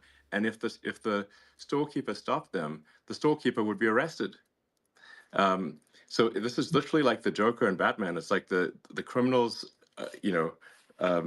are in charge, and the honest citizens are arrested. It's just completely insane. Now, like I said, the people in California did vote overwhelmingly to make theft illegal again. But astonishingly, the governor of California, Governor Newsom, he was against the making theft illegal, which doesn't make any sense. And he just didn't implement it? Yeah, well, no, but what they're going to do is, even though it is technically illegal again, the sort of far left will refuse to enforce it. So because you really need two things for something to work. They're saying something that's you need debunked both as the well. law and you need enforcement of the law. This is what they're claiming. They're claiming like it's de facto illegal this is something to that George steal. Soros really figured out. I mean, he's sort of a brilliant guy, but honestly very anti-human in my opinion. Is that you don't actually need to change the law. You just need to stop enforcement of the law, and that does the trick. So I think there is somewhat of a reawakening. There you go. In Found the a better US, one. and I think even in California, people are tired of this, and they want change. And I think that's really, if you say like, why people are wondering like why did Donald Trump win? And it wasn't just a small victory. In the U.S. elections this year, President Trump won the the Electoral College. He also won the popular vote, majority of the people.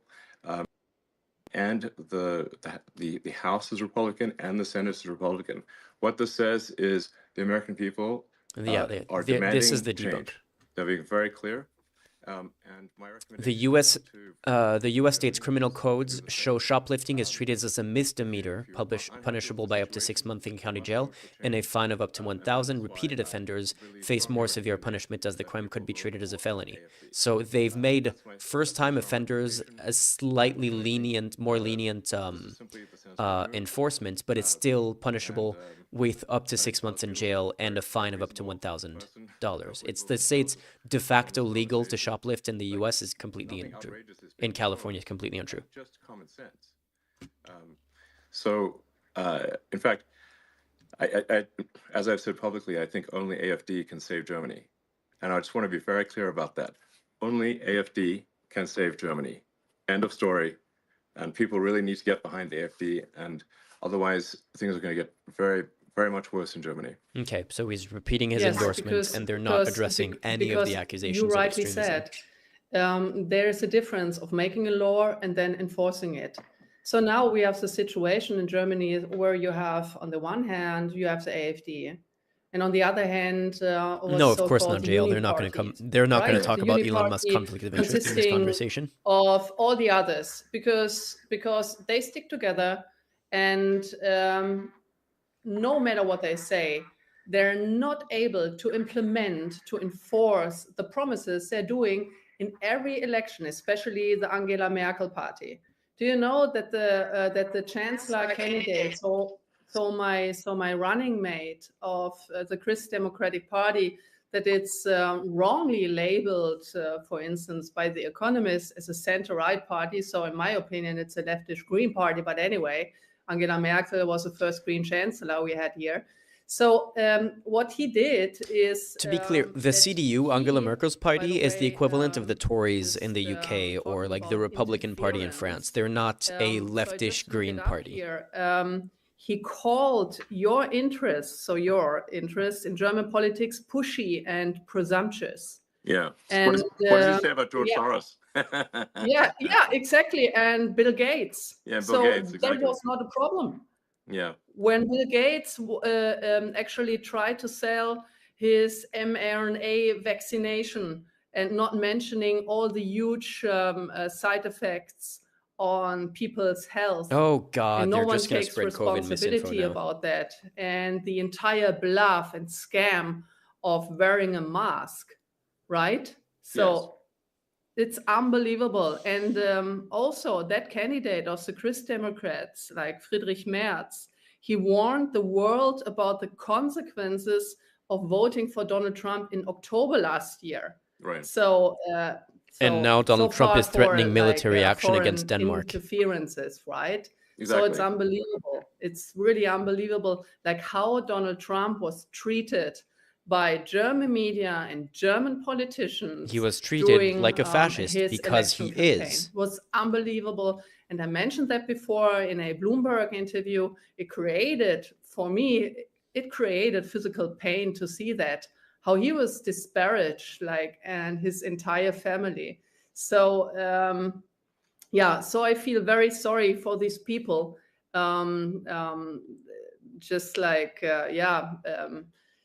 Saying negative things, and now, while we talk, 150 bureaucrats of the European Union are watching us, our conversation, to enforce this ridiculous Digital Services Act that is nothing else than a censorship on free speech. But free speech, right? Yes. And you said it, free speech is a precondition of democracy. Yeah. If you are not able to form a proper opinion and exchange opinions and ideas, and a democracy should be a competition of the best ideas, right? Absolutely. And compromises. Yes, exactly. Without freedom of speech, people are obviously not able to say what they want to say, and then they cannot make an informed vote. So if people are simply fed propaganda and have no access to what's really Jesus. going on, Jesus. then Elon they Musk can't make an talking informed about vote, propaganda and then is you is don't rich, have a real democracy. honestly. So that's why I say, free speech is the bedrock of democracy. Like censorship has There been must be free worse speech on in order for Twitter people to make an since informed Elon vote. Musk took it over So that's than essential. before. The only thing is Elon Musk doesn't and censor you can doesn't it's censor actually neo-Nazi quite easy speaking. to tell who the bad guys are. It's like, who wants to shut down freedom of speech? They are the bad guys. It's very clear. Yes. Unless the neo-Nazis are criticizing Elon Musk, he doesn't censor neo-Nazi speaking. Like when people post photos of Hitler saying he was right all along and stuff like that, that stays up. But when they criticize Elon Musk, that doesn't. Like that is like, but like you can't say cisgender on Twitter. That's not, but you can say the N-word on Twitter. Recently, they censored an article that showed that apparently he is not Adrian Dittman, and they were like some new, media company was able to find that with publicly available information that perhaps the real Adrian Dittman is some 20-something-year-old who lives in Fiji, and they shared that article on Twitter, and the article was blocked, and the writer of the article was banned for 30 days. But freedom of speech is important, of course. So so we have to like, very few, for those who want censorship, I think they should be careful what they ask for, because once you institute censorship, it's only a matter of time before that censorship is turned on you, and eventually they will censor you, and that's the danger. Because people love to censor things they don't agree with, but they don't realize that one day that censorship is going to be turned on them. So Absolutely. Yeah, like they don't realize that one day that censorship is going to be turned on them. Exactly what Elon Musk has been doing for the past couple of years. Now, there's a lot of the media wants to portray AfD as far right, as somehow associated with Nazism or something like that. Perhaps you could address that concern. Okay, let's see what they say about when they this. have sort of right wing in Germany, they naturally have a bit of a negative reaction. Yes, thank you for the question. First of all, I would like to, since I'm a economist, I would like to shed some light on the idea, when we talk about Hitler, on the idea of the National Socialists. Back then, during the Third Reich, the National Socialists, as the word says, they were socialists. Yeah, Adolf very much Hitler so. considered, This yeah, is They one of nationalized- Elon Musk's nationalized buddies, industries by the like way, crazy. to be yes, clear. absolutely. Like they He interact was a all the communist, time and he considered on social media. himself as a socialist.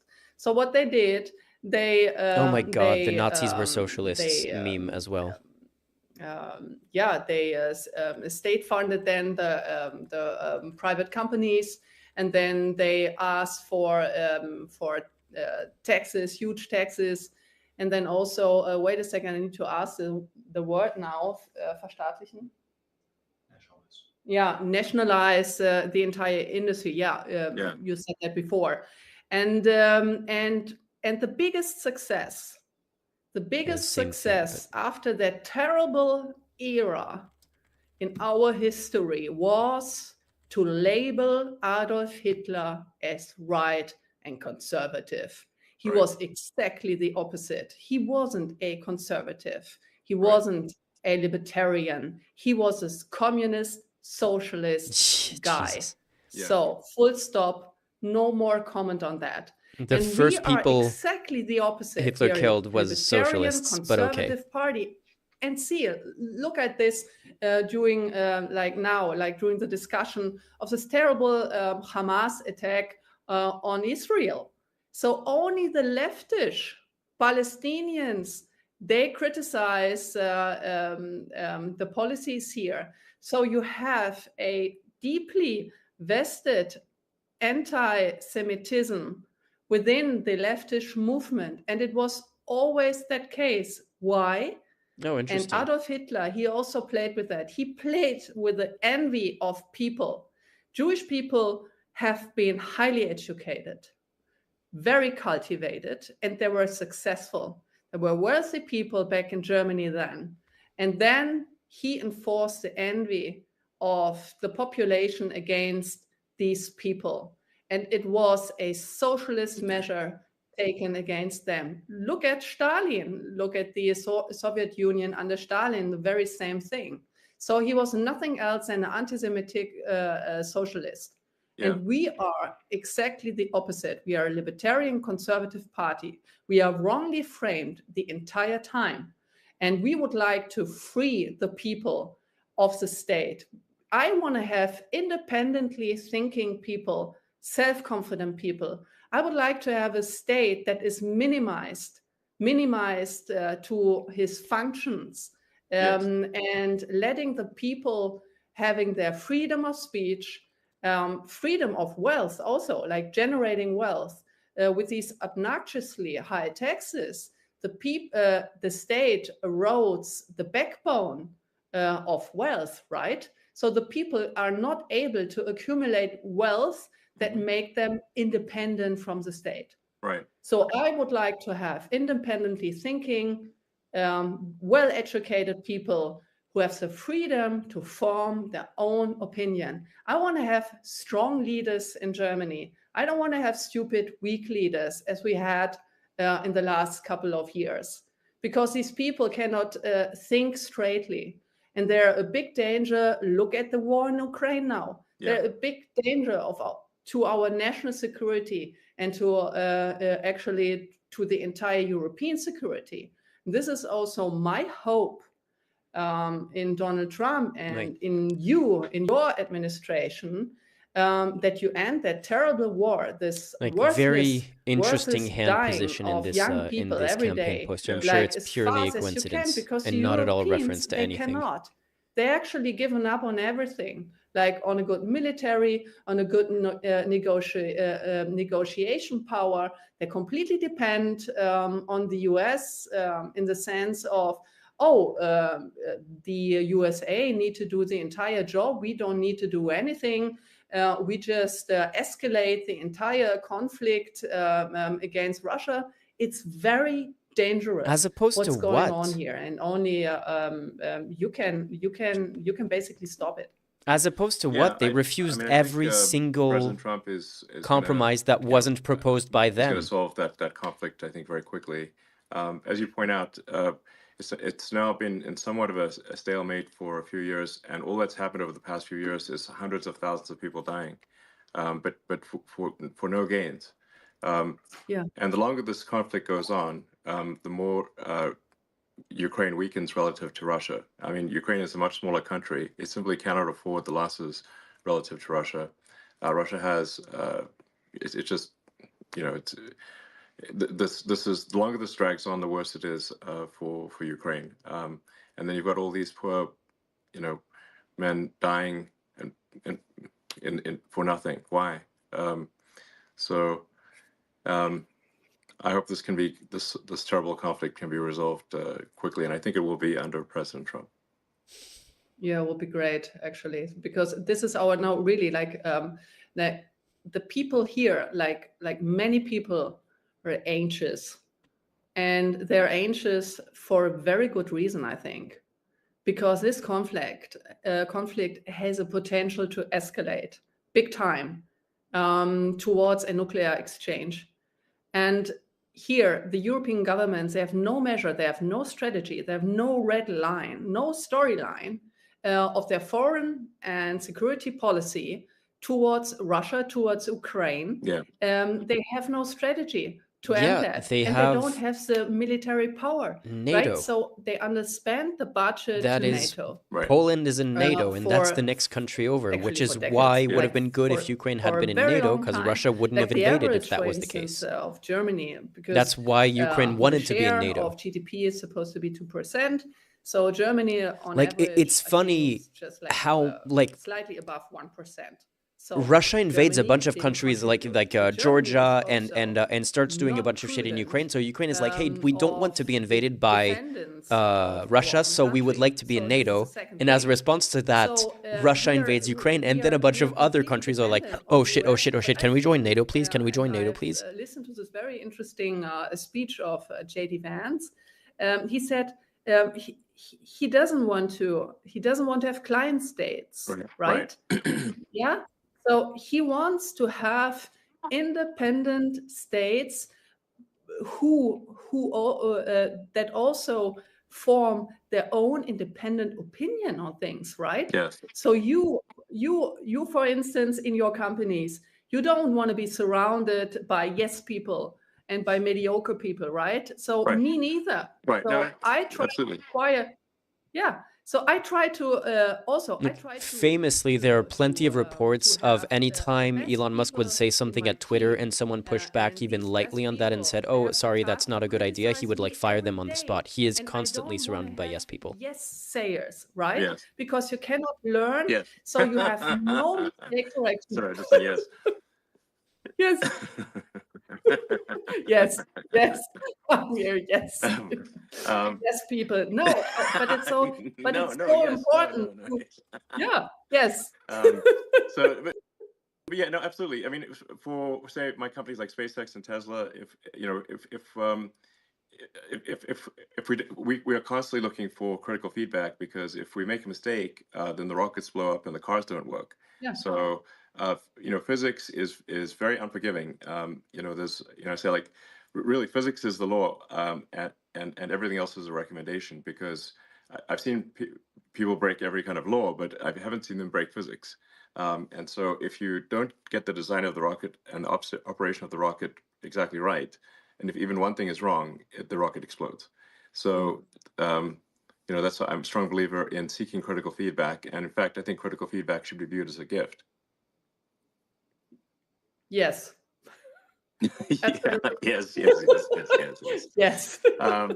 So no. But just to continue on that topic. So if you don't have that feedback loop, so your rocket may explode, right? But here in this critical phase of this terrible war in the Ukraine, many people may die due to these stupid policies that have many been people made. have died. Yeah, indeed. Yeah. So, well, I mean, let's touch on some maybe potential what people may view as hot button issues. Like, what are your views on Israel? Oh, very complicated. Okay, the more we have no, time, so. no, really, like They just glanced over the allegations of it being far right, not talking about the court cases, not talking about the intelligence investigations, not talking about the convictions, not talking about the fact that they were fired. The AfD was fired from the far right group at the European Parliament for being too far right. None of that. And let's talk about some hot button issues. What are their views on Israel? And they're going to have the same view on Israel as every other right-wing party in Germany. Alliances party in Germany in general. with the Sunni states, maybe if possible. To be honest, from my point of view, like from my perspective, it's a very complicated situation. And I don't, I'm not this person, I'm not a politician. Listen to that podcast, Marion. Thank you. That I do this blah, blah, blah. So I really take a note of it. say what I think to do honest politics. And to be honest, I don't know.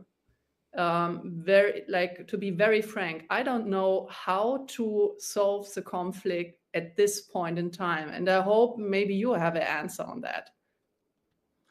Sorry for being dissatisfactory, but it's so complicated. And I want to give prudent answer. And in case of Israel, I don't know how to resolve this conflict, to be honest. I guess maybe another way to say it is, do you unequivocally support the existence of the state of Israel? Yes, of course. Okay, yes, of course, because literally you can't say otherwise and keep your German citizenship, except she was born in Germany, so I guess that's fine. No. Oh, yeah. Yes, of course. It's literally German law that you have to support the existence of the state of Israel. So we need to protect the existence of Israel. And we need to protect not only the existence of the state of Israel. I also think that Benjamin Netanyahu have made many mistakes in the past, to be honest. But we also need to take our responsibility as a German nation state to protect Jewish life, Jewish people in our country. who are exposed right now to Muslim crime, right? So they are not safe here anymore. So I don't know if you saw some videos here of the streets of Berlin. I'm right now in my office in Berlin, but like with all these demonstrations of the Palestinians here, well, a Jew could not walk through the street anymore, right? And we have a huge potential of anti-Semitic crime against the Jewish people. And to be very frank here, the AfD is the only protector, and I'm saying that like very frankly, the Alternative für Deutschland, the AfD, can only be the only protector of the Jewish people within here in Germany, because the Uniparty, all other parties, they did exactly the opposite. They let like millions of people in. They let them do crimes on our streets, like the crime rate are skyrocketing. And so the Jewish people, they leave our country. When I talk to my Jewish friends who live in Germany and in Switzerland and in France and in Austria, they were very afraid after the Hamas attack on the 7th of October, because they were afraid that they would likely to be attacked by Palestinians, by Hamas supporters, or by the Antifa, or by the leftist terrorists. I don't know, but they were very afraid, very sensitive on going on the streets. And we step up for these people, even though the opposite in the mainstream media, the opposite is claimed. Yes, but no, absolutely. This is not true. It's just a lie about our party. Yes, I think that's what I wanted to just make it clear, that that AfD is being massively misrepresented, especially in the Western media. Yeah, and you know, no, obviously I very much support the state of Israel, but I mean I also believe that we want to be mindful and have empathy for civilians who are dying as well. When I've had conversations with Prime Minister Netanyahu, and I think we're largely agreed. I mean, there's three steps, which is like there's no choice but to eliminate those who wish to eliminate the state of Israel. Hamas essentially, but then and then the second step is to fix the education, so that the Palestinians are not trained from when they are children to hate and want the death of Israel. So you've got to fix the education system, and then the third thing, which is also very important, is to make the Palestinian areas prosperous. This third step is very important.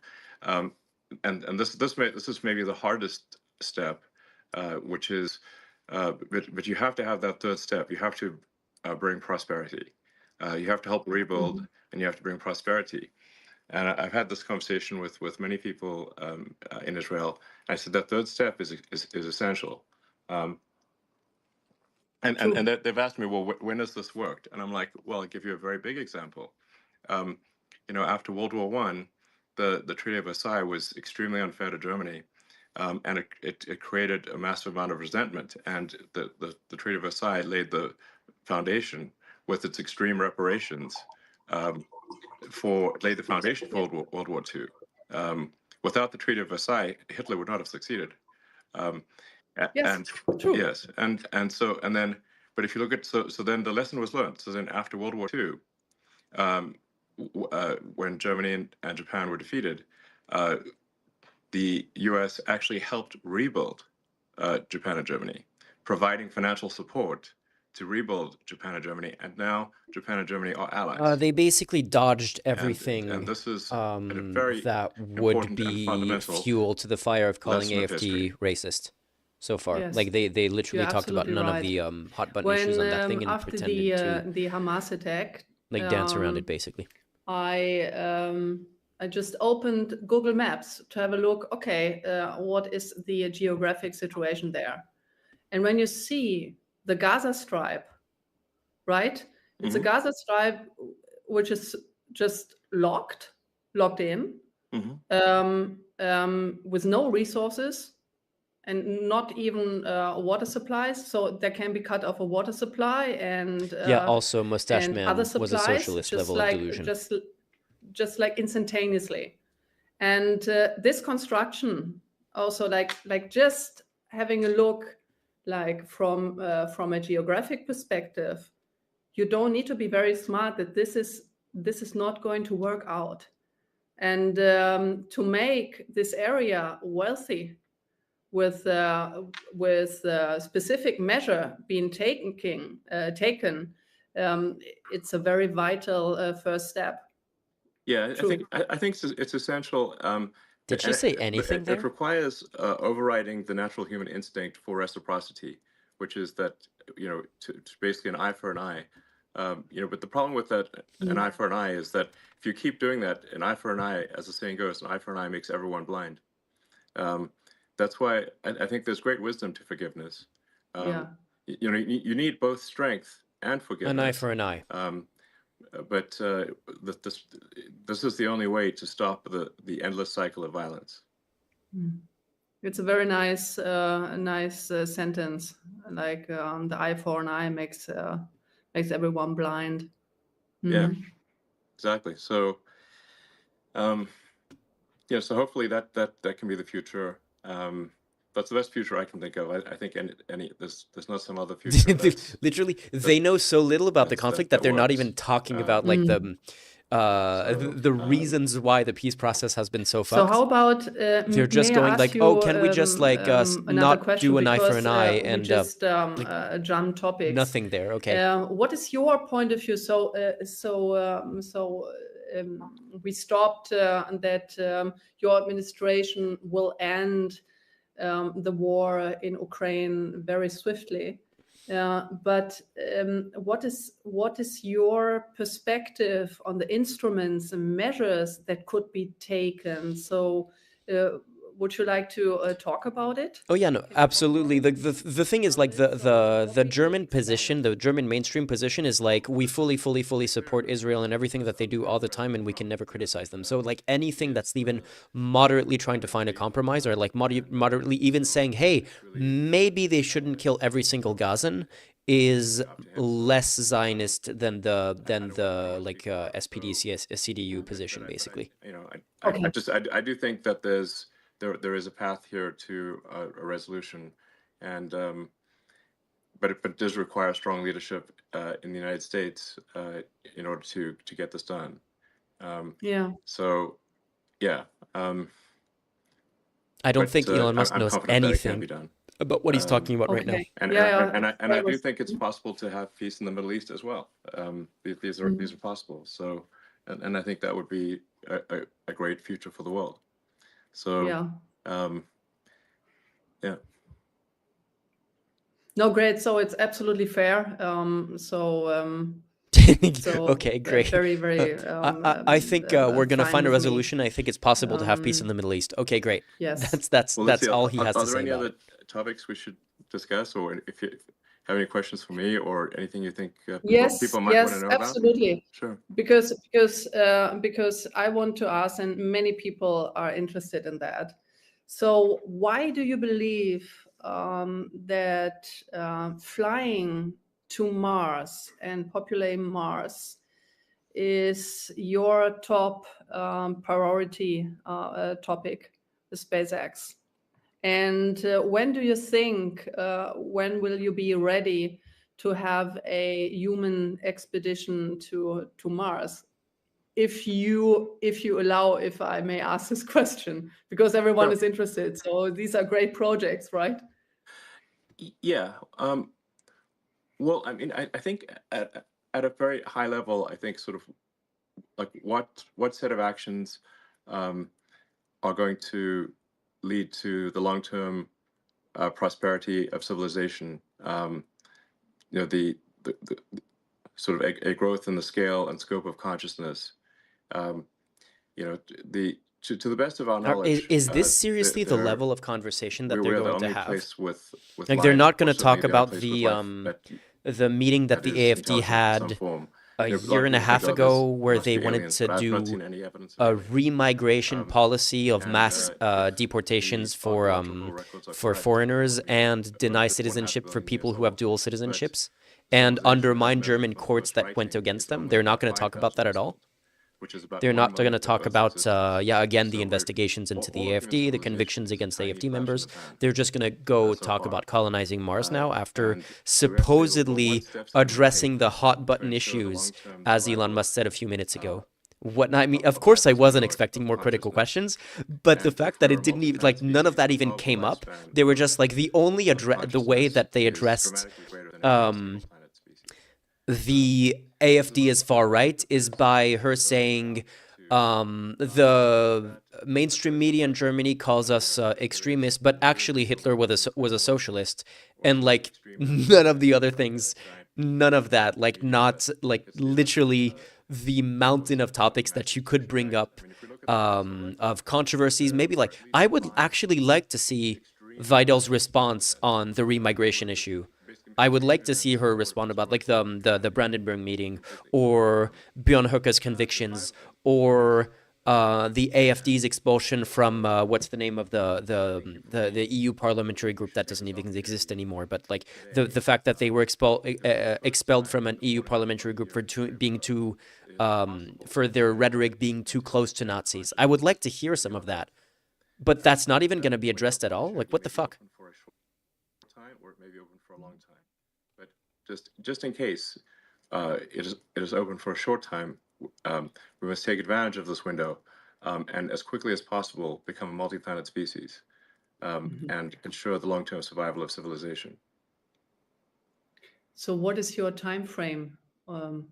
Ooh, don't ask him for about a a time frame. He's been promising for full a self-driving expedition, cars for like 10 for the years, like full first self-driving cars in human a year for expedition? 10 years now.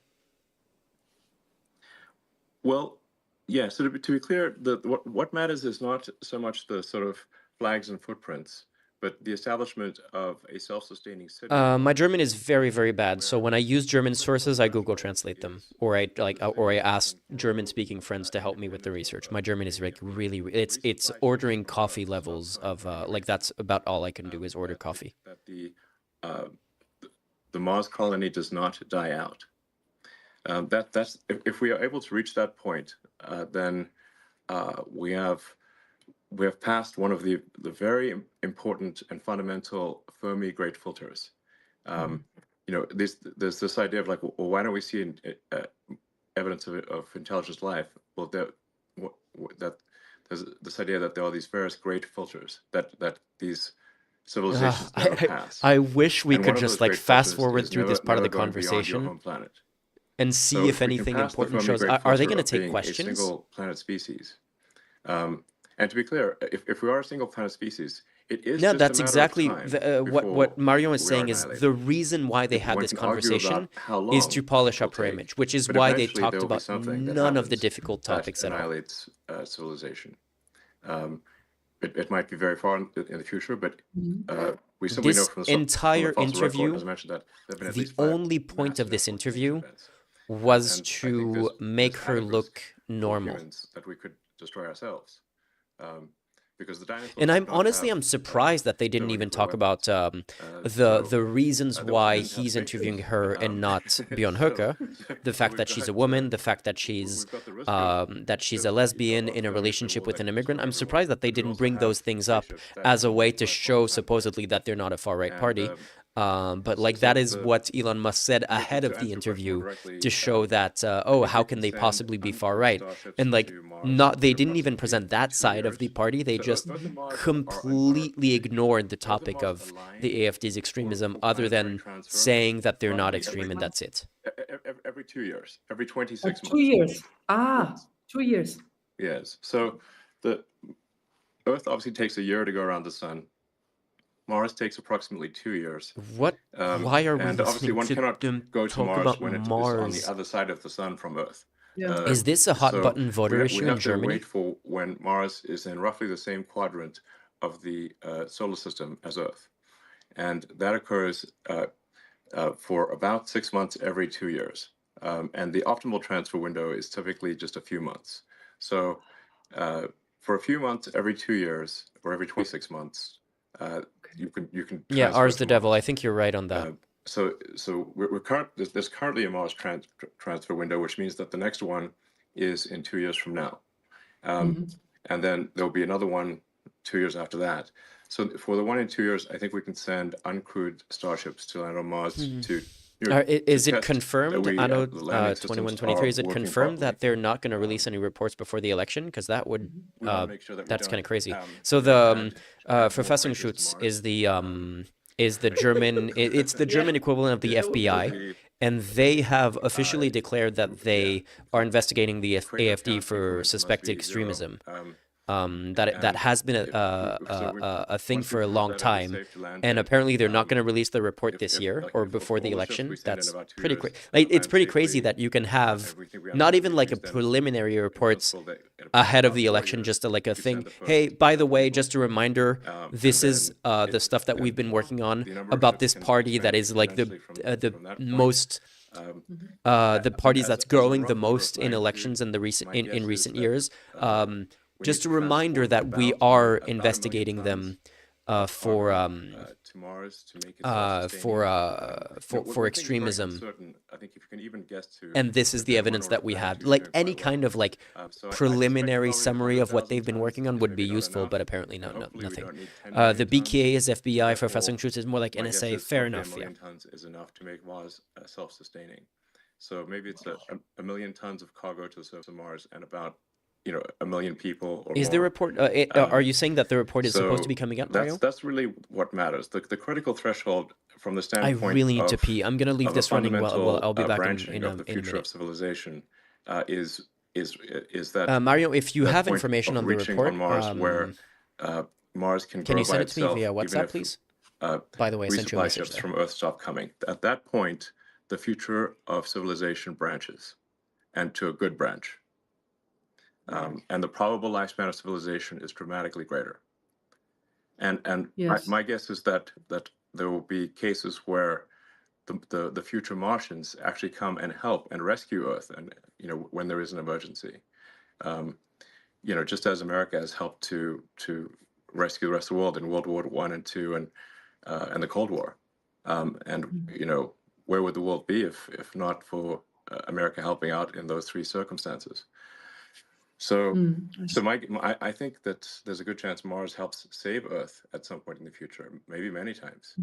And then once we have a civilization on Mars, we can expand to the rest of the solar system, to the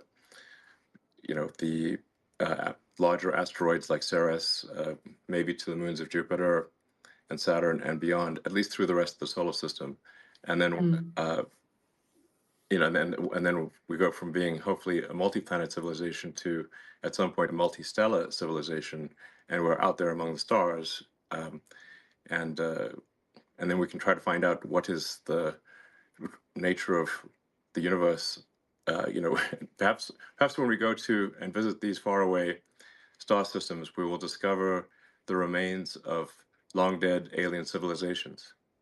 I think that would be incredibly interesting, but for sure it will greatly improve our understanding of the nature of the universe, dramatically. Absolutely. Did I miss Yes. anything, or are they still talking I about think their it's plans to be illegal immigrants in Mars? Remarkable to think about. Physics suggests that the universe is about 13.8 billion years old, even the elements in our body that aren't hydrogen, like any heavier element had to be formed in the center of a star, and so a large part of our body was actually formed in the center of a star, and that star exploded, and then the elements recondensed, ultimately billions of years later to. Musk mentions that he wants to find ruins Earth of and ancient humans. alien civilizations. So Tracks. But so when you think about these timescales, they're really remarkable to think about. But a civilization that lasted 1 million years. So our civilization, like I said, I think a good metric for saying when does a civilization start, I think, is maybe writing. That's if you're going to pick anything, I'd pick that. That's only 5,000 years ago. So, so for a civilization to, like, let's say, last an incremental million years, that's an enormous amount of time as compared to the length of human civilization, but it's very small compared to the age of the universe. You'd have to go 3 digits past the decimal point of 13.8 billion years just to increment 1 million years. So, so I think we may find when we go out there and explore these star systems that there were alien civilizations. Maybe they lasted for millions of years, much longer than we've lasted. And I think any civilization that can last 1 million years is going to be in the Hall of Fame. That's an incredibly long time. I mean, it's honestly, it's So kind of, anyway, and I think as for humanity, we don't want to be one of those lame one planet civilizations. Like, any self-respecting civilization should have at least 2 planets. So that's what we should aim Jesus, for. what does that even mean? Okay. If you so you Like, the just thing is, said that, there are actually interesting conversations to be had around Mars. I would actually, like, if I ever get a chance to speak to, probably not Elon Musk, but someone who actually knows their shit about colonizing other planets, I have some legitimate questions about that. But everything that I'm hearing right now is, like, so unbelievably surface level, and you, this cannot have it's been a surprising that coincidence, someone who spent the better part of his life thinking about this topic, this is the level of stuff that he's talking about. Maybe he's dumbing it down for her, but I've never heard Elon Musk I'm open to speak believing intelligently things about, like, the proportionate complexities to of that, and the information that I receive. and So, why Mm. Mars is a I good think candidate, that's even sort of though it has open to 1/3 the reality. gravity of Earth, and, like, how you're gonna make up for like that difference in gravity, how that, what kind of impact that's gonna have on the human body and stuff like that. To understand what's going on. I'm certainly open to There are legitimate and questions about that, it's like, and well, where does there the can universe come be from? an interesting conversation, but How I've is it never heard created? Elon Musk ever say I anything suppose there would be some entity worthy of any kind of that deep you thought could on the call God. topic. That would, I don't know. But that's a separate question from, say, is there some entity that is observing our daily actions and rendering a moral verdict on what we do from day to day? That doesn't appear to be the case, because at least there's some very evil things that happen in the world, and if there's someone observing us on a moral basis continually, then it does seem odd that some very evil things are allowed to occur. But maybe that is the case. I don't know.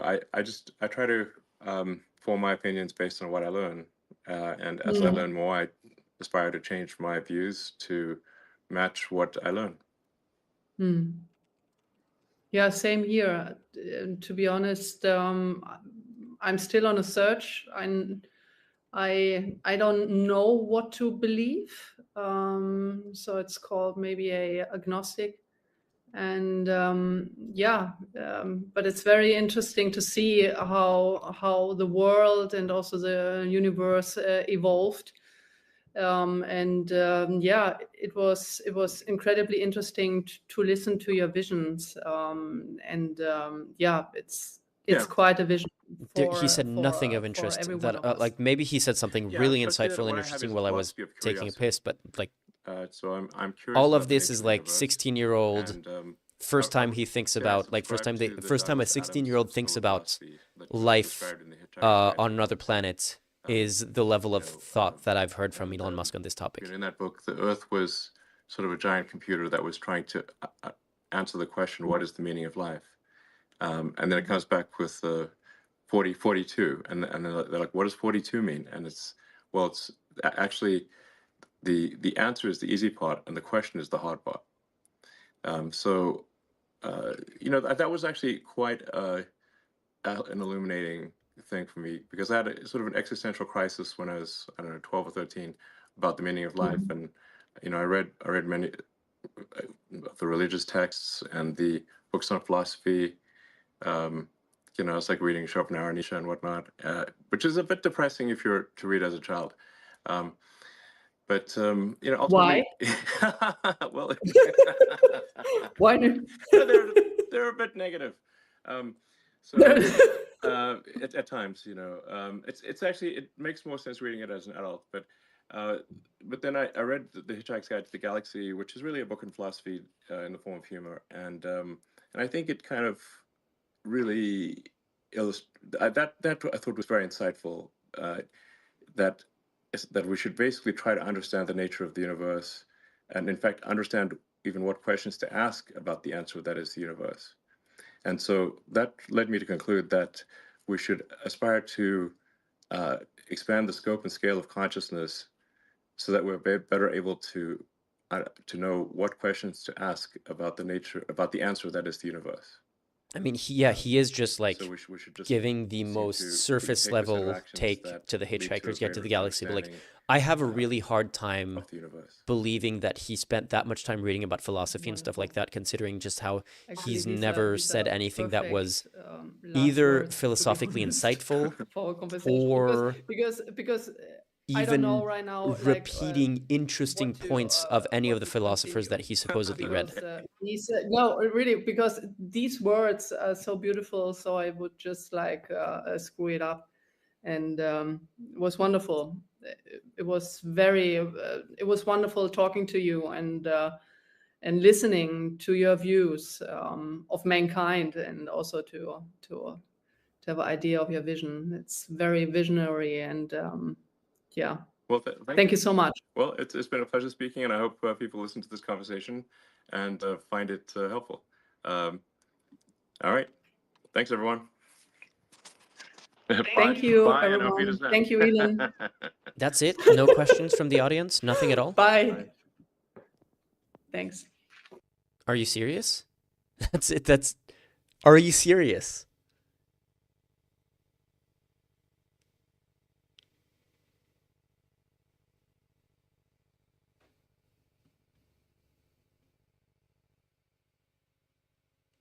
Are you serious? That was it. I mean,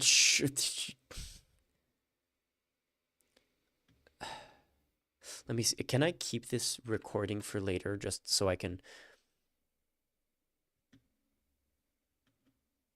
Okay, I'm gonna keep the link for some other time just so I can find other bits of it that I missed. But no, like, why would we allow the audience to ask any questions? We might get difficult questions. That would be uncomfortable. I can't even...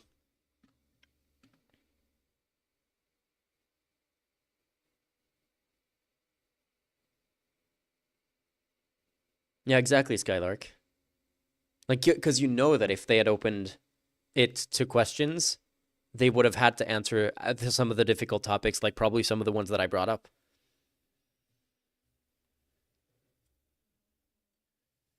So instead they spent like they had 1 hour and they spent 20 minutes talking about Mars.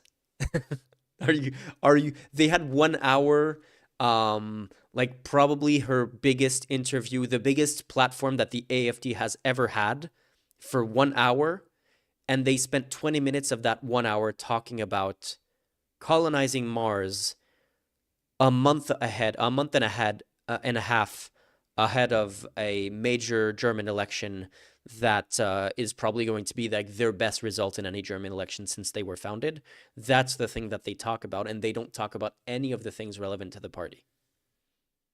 Like the only comments that they had on German politics were honestly kind of milquetoast, reasonable criticisms of previous governments, not talking about any of their real proposals on anything, barely talking about immigration at all, barely talking about their views on supposedly when the only thing she says is, oh, we're like, traditionally conservative and we support family values. Like, okay, what does that mean exactly? What do you mean by family values? What kind of policy would you want? What do you support exactly as family values? None of that. Not talking about any of the legal issues that the party faces, not talking about any of the reasons why they face criticism. and then they talk about Mars for 20 minutes. That's honestly just baffling.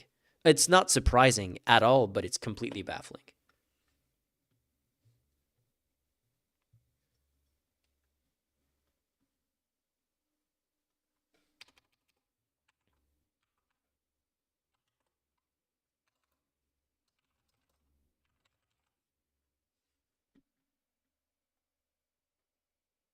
Yeah, the point of this piece was to make her party look normal. That's exactly it. That's exactly the only point of the piece. But yeah, no, it's again, it's baffling.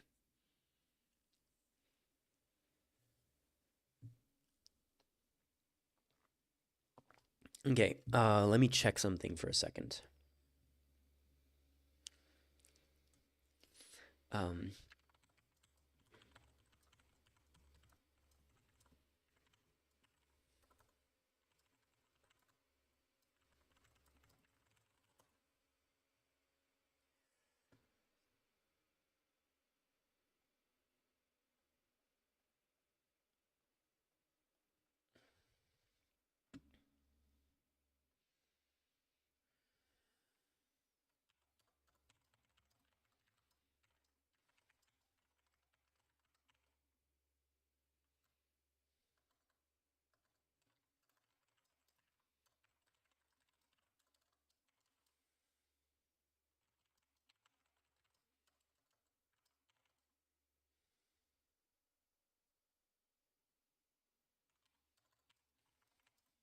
mm,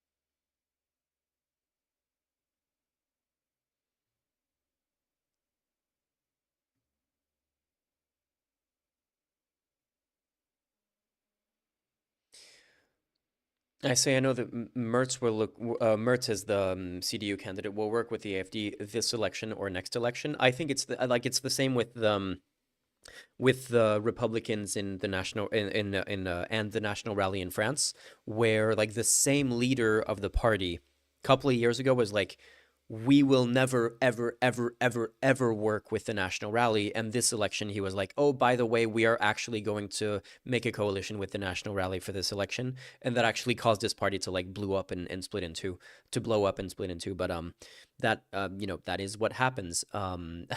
Right-wing parties, when the far right becomes a big part of the electorate, they will easily, with no hesitation whatsoever, side with that party.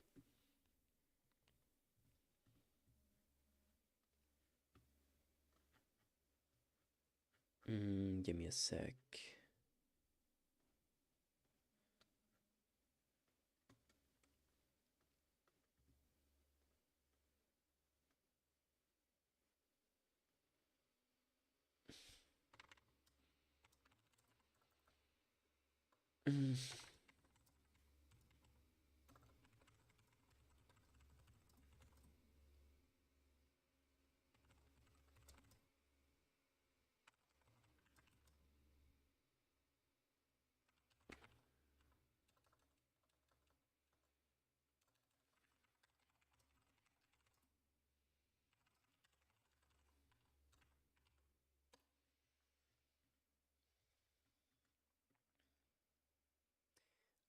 Jam, yeah, do you want to come on?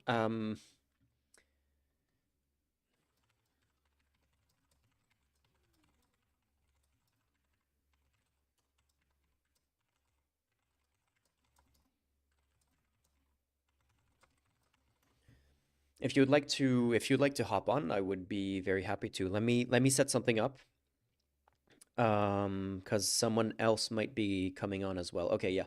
Someone else is going to be coming on, so I'm going to set up a Google Meet, and I'll invite you both on to have a chat. This.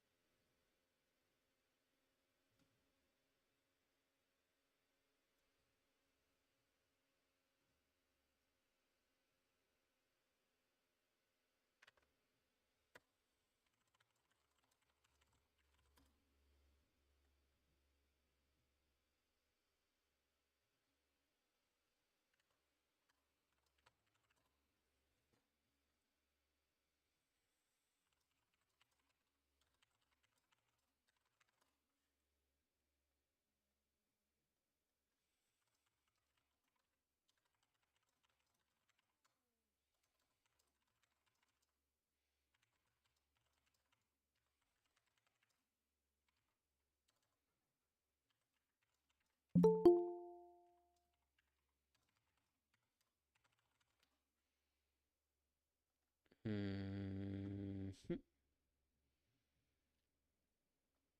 Yes, how do I allow admit? Wait, I Hello, have to hello. watch my video. Okay, okay. Yeah, Cool. that was a Wait, ride. just a minute. I'm gonna have someone else hop on in just a minute to react as well. So everyone, this is Jam. Jam is a barely informed moderator on Discord and also our resident occasional German politics commentator. Occasional, I don't know, maybe rarely, From time to relatively, time. because I'm, yeah, from time to time, because I think I need to, but I'm quite disillusioned a bit. But yeah, Yeah. I try to, um, um, I try to have some discipline. So yeah, the Elon, I mean, before I talk about the interview, I think this CDU, especially under Merz, is kind of wild. I don't know if you heard this, but he recently proposed stripping away citizenship from certain people who do crimes. Have you heard about that?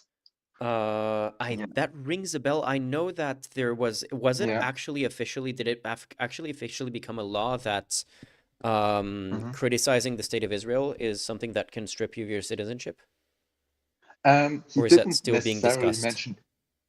He didn't necessarily mention Israel. He meant also more general crimes like theft, assault, something like that. And if you have a double citizenship, basically, then you're basically a lot more liable if Merz really gets through with his proposal. Now, thankfully, the other parties quickly criticized this as unproportional Wait, or something. we have another But guest coming on. Just a second. okay, Wait, how do I this? wait a minute. Admit. So we have someone else on who's kind of anonymous for work reasons, but this is also a German audience member who is knowledgeable on German politics, especially on matters of the environment. Since nuclear and stuff like that was a big topic of discussion in this conversation, I thought her contributions could be useful. Okay. Right now, your microphone is not on. It's Marion, right? Or Yeah, I who is wasn't. this? Well, let's just use her first name just so it's convenient to, like, as I was we were discussing how anonymous or not this should be. I guess first name would be good to stick with. Marion, your microphone is muted at the moment, but we'll keep on talking. Oh, there you are. Better? Oh, we can hear you now. Okay, well, hi there. Well, I am not an expert on the numbers, but I think that when you listen to an interview and they start throwing numbers at you, like numbers that you can't follow, okay? Anyone who's not an expert will not be able to follow the numbers. Then someone is actually throwing sand in your eyes, because you can explain these things in another way. I work with people who can explain it to you in a different way. So that made me very skeptical to start with. So I'm not into the numbers, but I work in politics. Yeah, so you two were telling me about the Merz comments of the last few weeks. I don't follow. I should really follow German politics a lot closer, but right now I'm trying to catch up. Like, I'm trying to finish a video, so I haven't been. So yeah, catch me up on what's been happening ahead of the election, basically. Okay. I mean, I could count some insane stuff that happened. For example, the CSU published a election poster, where there is a plane, and it basically says deportation now or something. And it was basically the same as the NPD, if you know this. NPD, this is basically the Nazi party. It's further to the right than the AfD. They made a similar poster with a plane on them, which basically says deportation now. And to up this, the AfD basically, as a response, made another poster with several airplanes and said something like, "Yeah, we're better than them," or something like that. Is it? Yeah. Is it this poster that I'm showing on stream in Wait a now? minute. There's like a 10-second delay, so you might take it a little bit. No, it's not. It's not. I unfortunately can't really show it because I'm on my phone. But it was really, I mean, I would say funny, but it's also quite terrifying. I mean, the CSU, if you don't know, is the Bavaria branch of the CDU.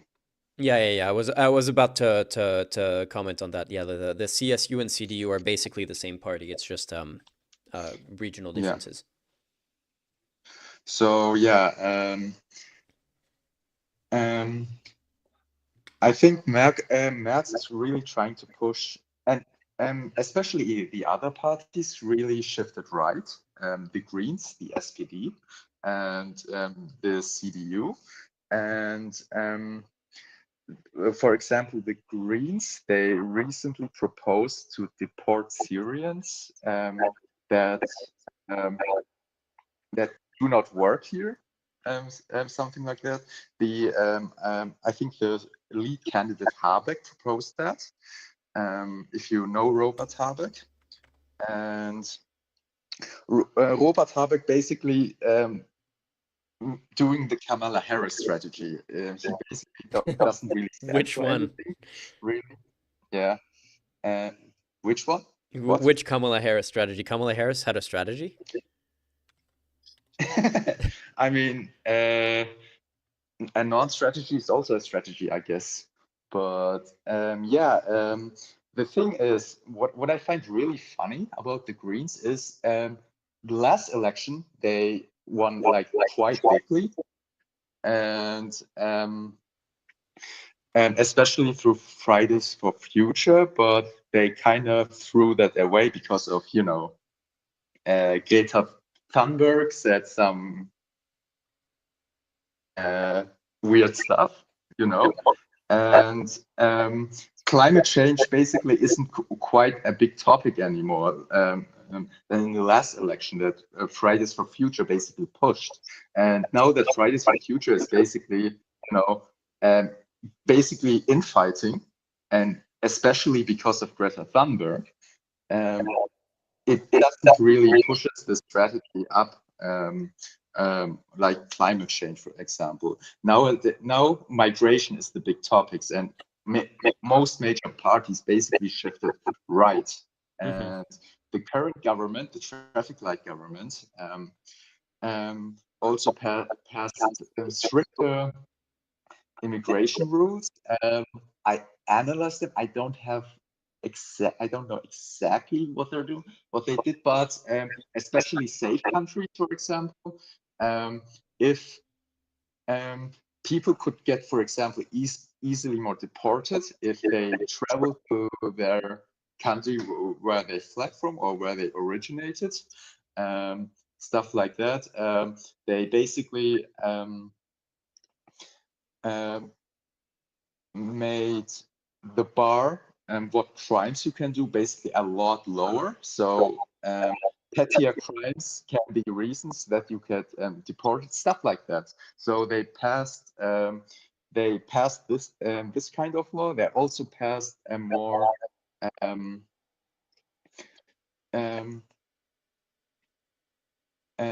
they also passed a law that would give the police a lot more, power in, I don't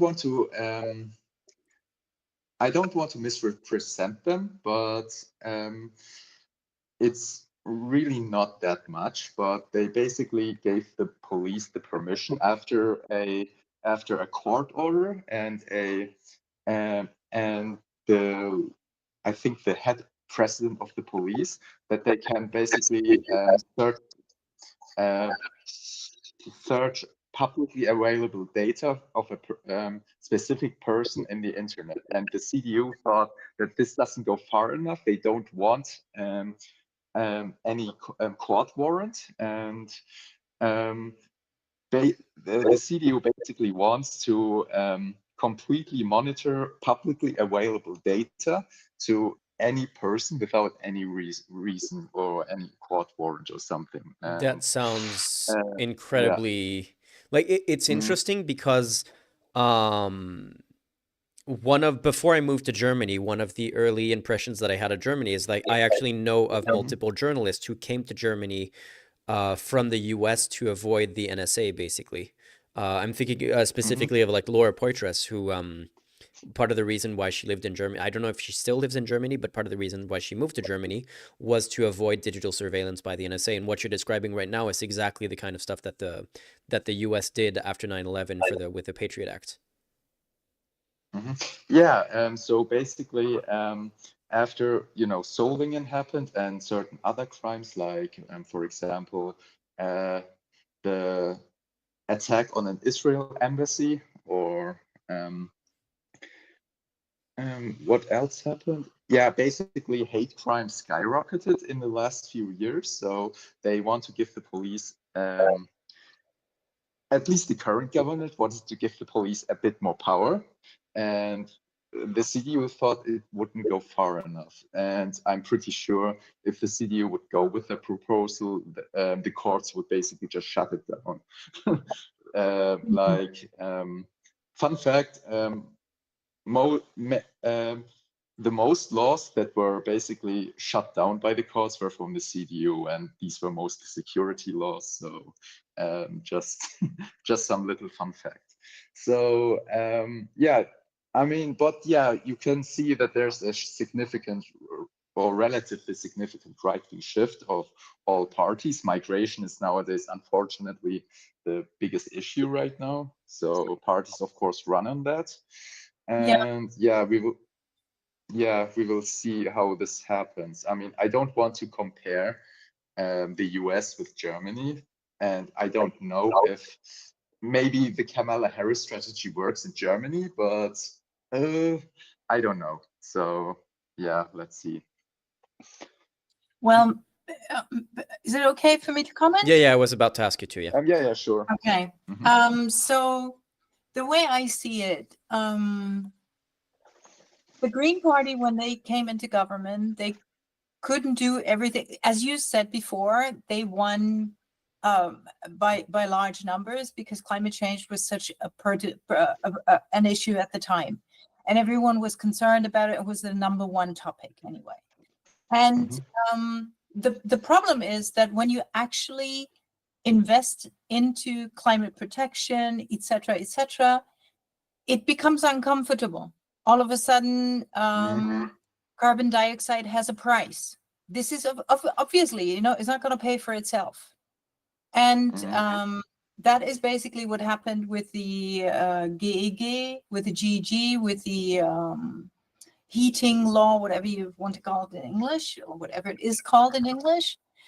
And I see a lot of influence was a backlash towards that from fossil fuel industry. And the whole, there was a big, because a lot of, #1, the draft of the law came out at a time when it was not supposed to come out. And it was interpreted as this is the thing. And now we're going to, tear it apart. But it wasn't the thing. It was a draft version. So basically, who's losing out is fossil fuel industry. And they're doing their very, very best to spread lies like they have been. I mean, there is literature on this. We know it is the same strategy that the tobacco industry had. So doubt, like the Ike Institute, the one that you Googled on Wikipedia, that is like that's like a windmill producing lies about climate change, etc. Well, actually, I wanted to ask something about that, which is if um, the AfD is so close to this institute that denies climate change and or rather denies man-made climate change, and it's such a big part of their climate policy, I was actually surprised to see so much of the conversation with Musk center around nuclear and around these kinds of not necessarily, nuclear is not technically renewable energy, but like criticizing the Merkel's government's move away from nuclear and stuff like that. How What is the logic of, is that just about energy prices that they were talking so much about nuclear, or is there any kind of trying to seem moderate on climate change as well?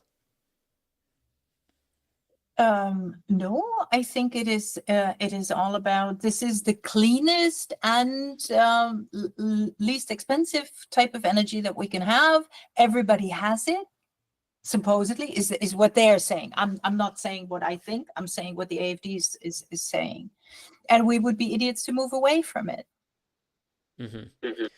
And I guess part of that is also that energy prices have been going up with the war in Ukraine, and so having nuclear would be also a way to avoid that problem. Yeah, yeah. It's all about the economy. What does the economy need? Because they're saying our economy is in the docks, which is not true. But not to the there may be hardships, but it's not the way they portray it. Yeah, actually, I found I was sent a chart by another member of the community, Tryon, about Germany's. Wait, I actually had the source for this. Let me actually put the source, but it's Germany's exports as a percentage of GDP and as in absolute value, and like Germany's economy is not, or was it German exports or German productivity? I'll find it, but it wasn't like the situation is not nearly as dire at what was presented by Vital in that interview, for sure. But I wanted to continue with this thought, if I may.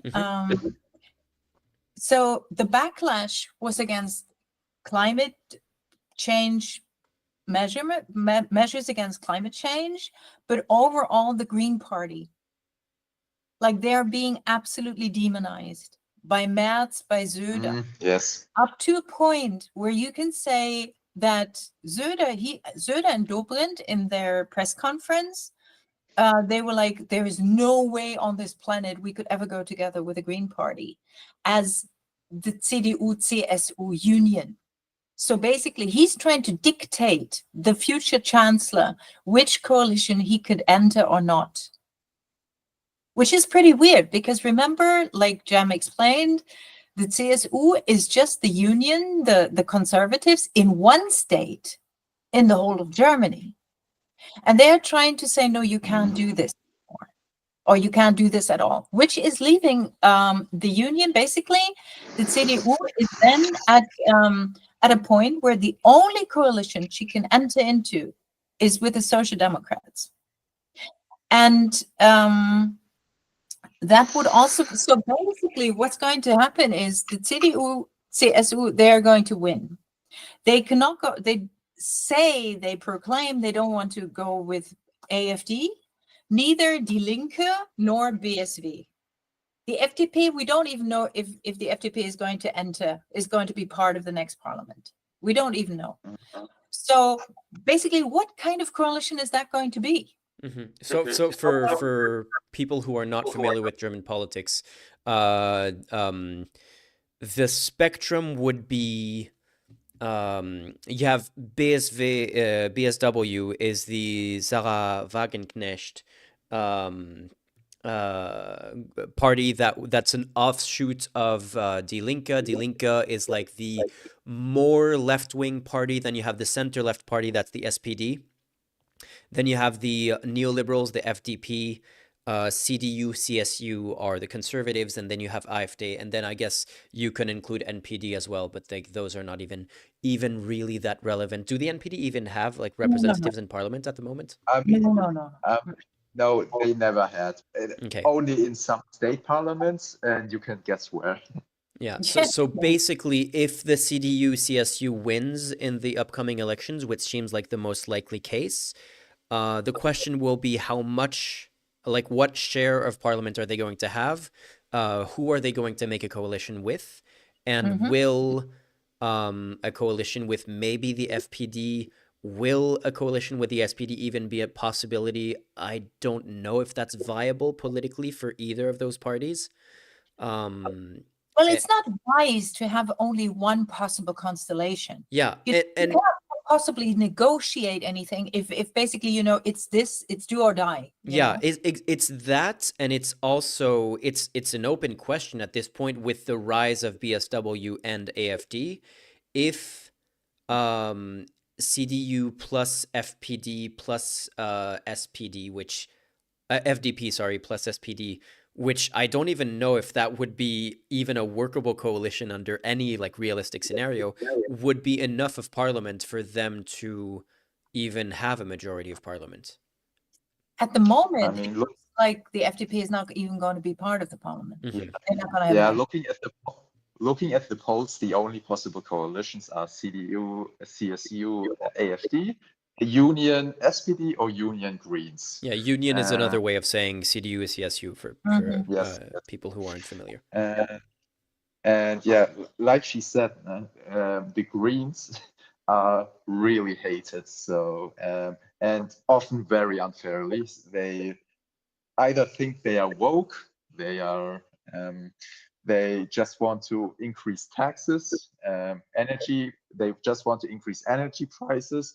They are degrowthers or something, like a lot of accusations that are just not really true. And often, like in the case of the heating law, the FDP basically obstructed this whole law and made up a lot of falsehoods and basically just openly brought it to media, so so in order for people to get really angry about it. So and I would like to add one thing in here. Yeah. Actually, you see, not having the law is going to cost people more money. The thing is, there is this big falsehood. Let's not do climate change measures because we don't have the money. We all know that if we don't do them now, we will have to do them like 10 years down the line. They will not have the same effect and they will cost 20 times as much. And not only will the reforms cost 20 times as much, but the consequences for climate change as well. I mean, we even haven't even had the time to, we didn't have the time to cover it today since I started stream, but just look at Los Angeles right now. Right. And it's like one of the costliest fires ever in the history of wildfires. And we've been warning people who talk about climate change have been warning about these things happening more and more often for decades at this point. And it's getting to the point where, you know, it's every year now there's a part of the world that has an entire week of, oh, the sky is orange at noon because of a wildfire nearby. Or just like entire parts of the country that go up in smoke, and yeah, that's because we haven't done anything until now. Exactly. What was I? By the way, I Anno from chat found the comparison between the NPD and the CSU ads. Jem, would you mind translating these two for chat, please, and for myself as well? Yeah, consequent abschieben, which means consistently consistent deportations, and abgelehnte Asylbewerber konsequent abschieben, rejected asylum seekers, consistently deport. Rejected asylum seekers, basically. Yeah. Yeah. So yeah, it's basically the same ad in both cases. Literally the same. Yeah, and what's really funny is the AfD basically on Twitter, I think, posted another picture where they just wanted to, you know, compete with them, where they posted a multitude of planes on their image, and I think they just wanted to compete with them. Yeah, And look, we're going to basically deport even saying more that, people, yeah, basically. and are basically saying, yeah, the CSU are not genuine or something, or we just want to deport more people. Mhm. Yeah. Yeah. How much of you mentioned that immigration right now is the biggest topic in the election, and that climate change isn't really much of an issue. On the topic of immigration, there was that Christmas market attack a few days ago. Immediately after the attack, an AfD politician listed basically every other party in parliament, saying this is your fault for your immigration policies. And then it came out that the attacker was a supporter of AfD. Number one, I'm amused but not surprised that that did not come up in this conversation whatsoever between Vital and Elon Musk.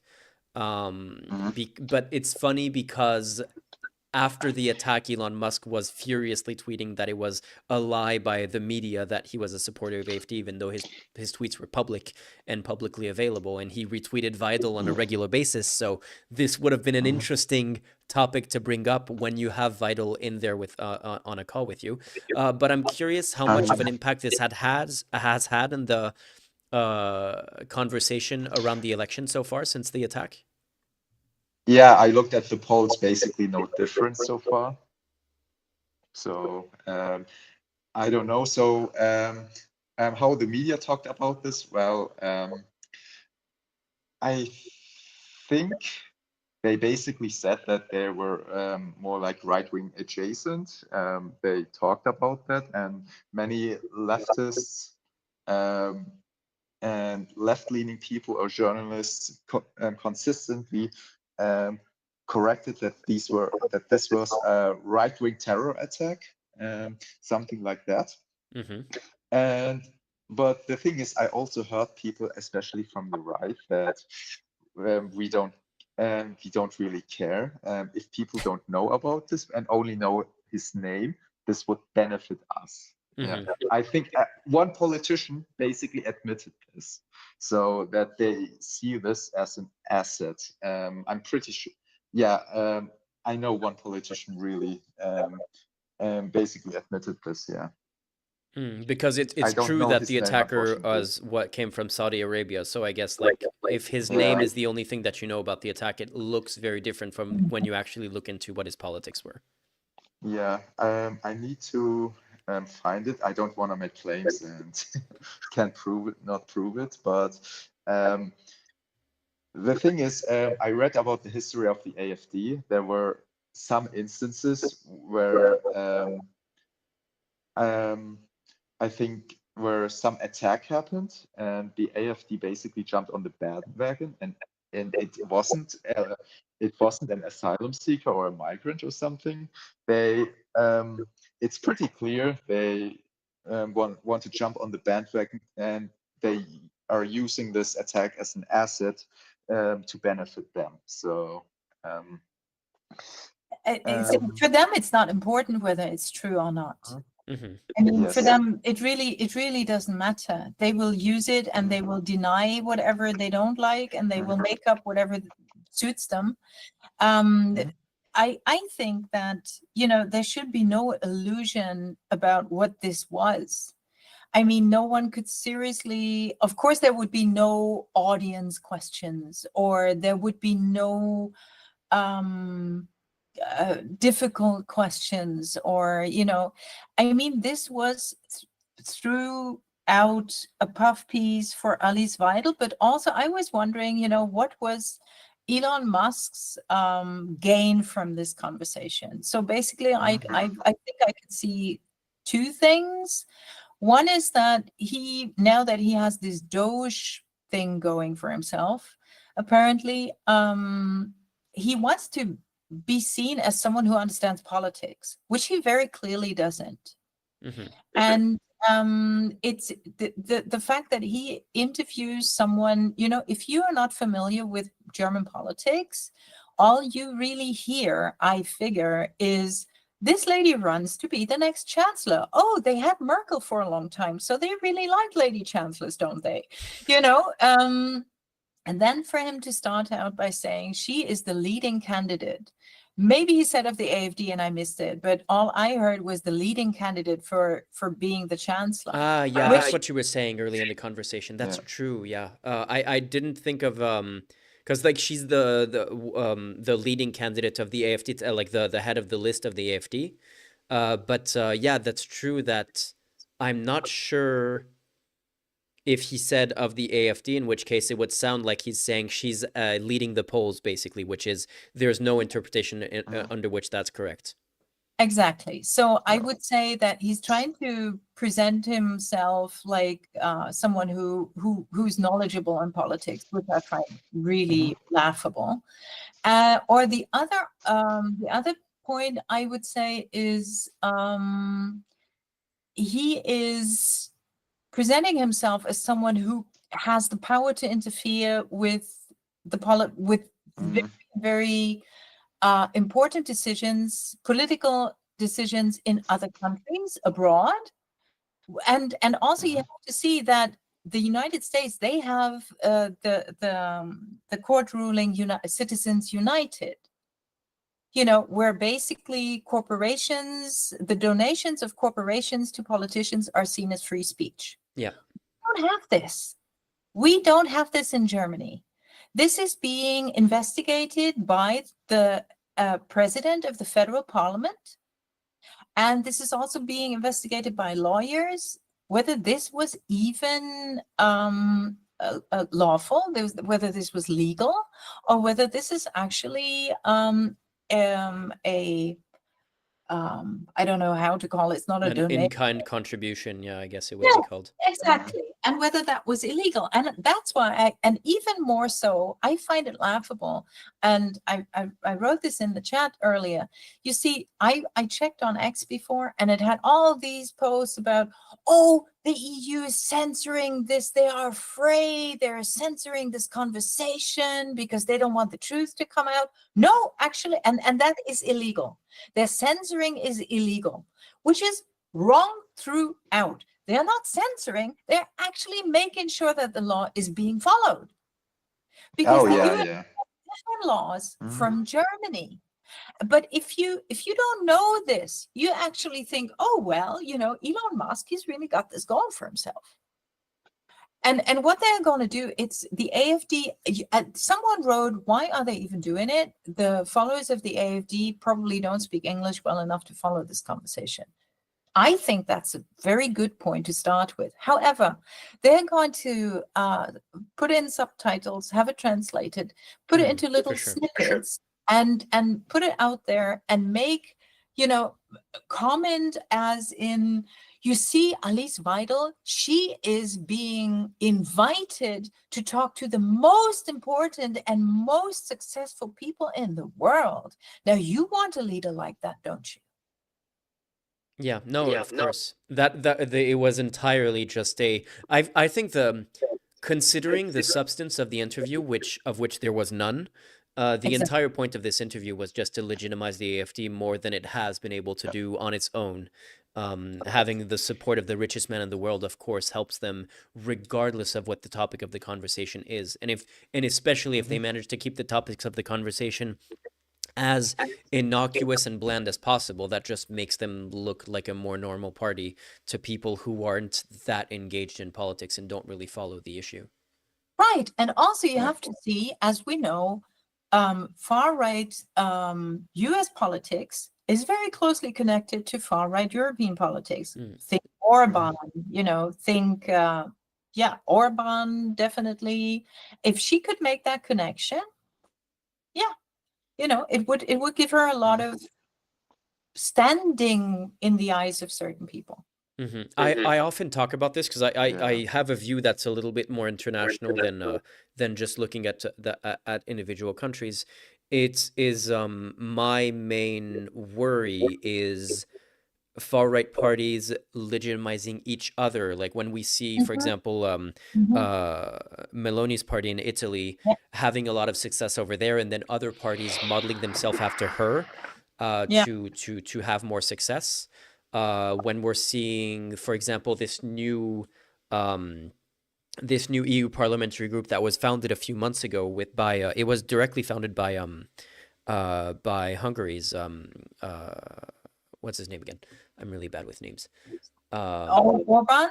Orban, yeah. It was Orban who founded this new parliamentary group that replaced the one that was led by the National Rally, wasn't it? I couldn't say for sure. Let me double check that just so I make sure that I'm not saying something stupid. But you are absolutely right. I think what's happening in the States now is going to give the far right in Europe a fantastic footprint. Mm-hmm. And that is what Elon Musk is going to do, because a few years ago, the head of Trump's election campaign in 2016, and who was a prominent member of his cabinet for the first few months, Steve Bannon left when he was fired from the Trump administration. One of his first moves was to open an organization in Europe to coordinate between European far-right parties and reproduce Trump's success in Europe, and that didn't work so well. And I feel like what Elon Musk is doing right now is basically trying to do something similar.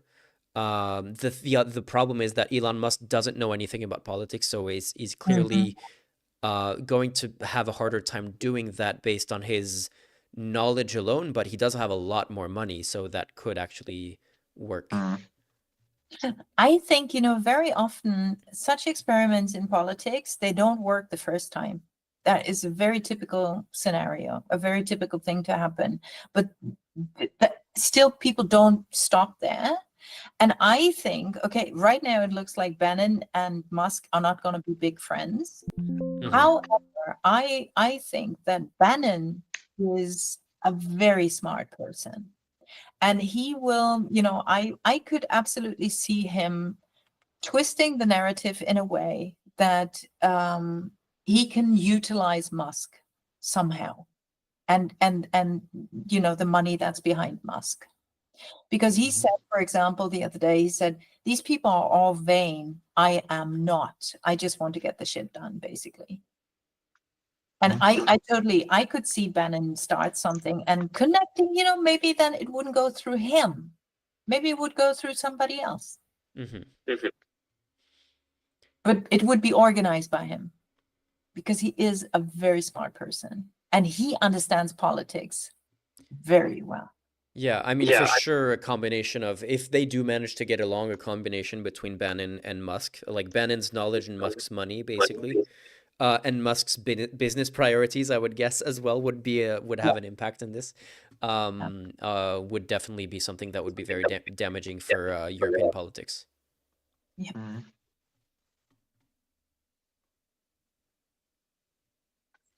I think we covered most of the topics at the moment, unless you wanted to add something. Yes. Most of the time Alice Weidel wasn't really genuine in this, but there was one part where she was, and it wasn't surprising to me, but where she was genuine.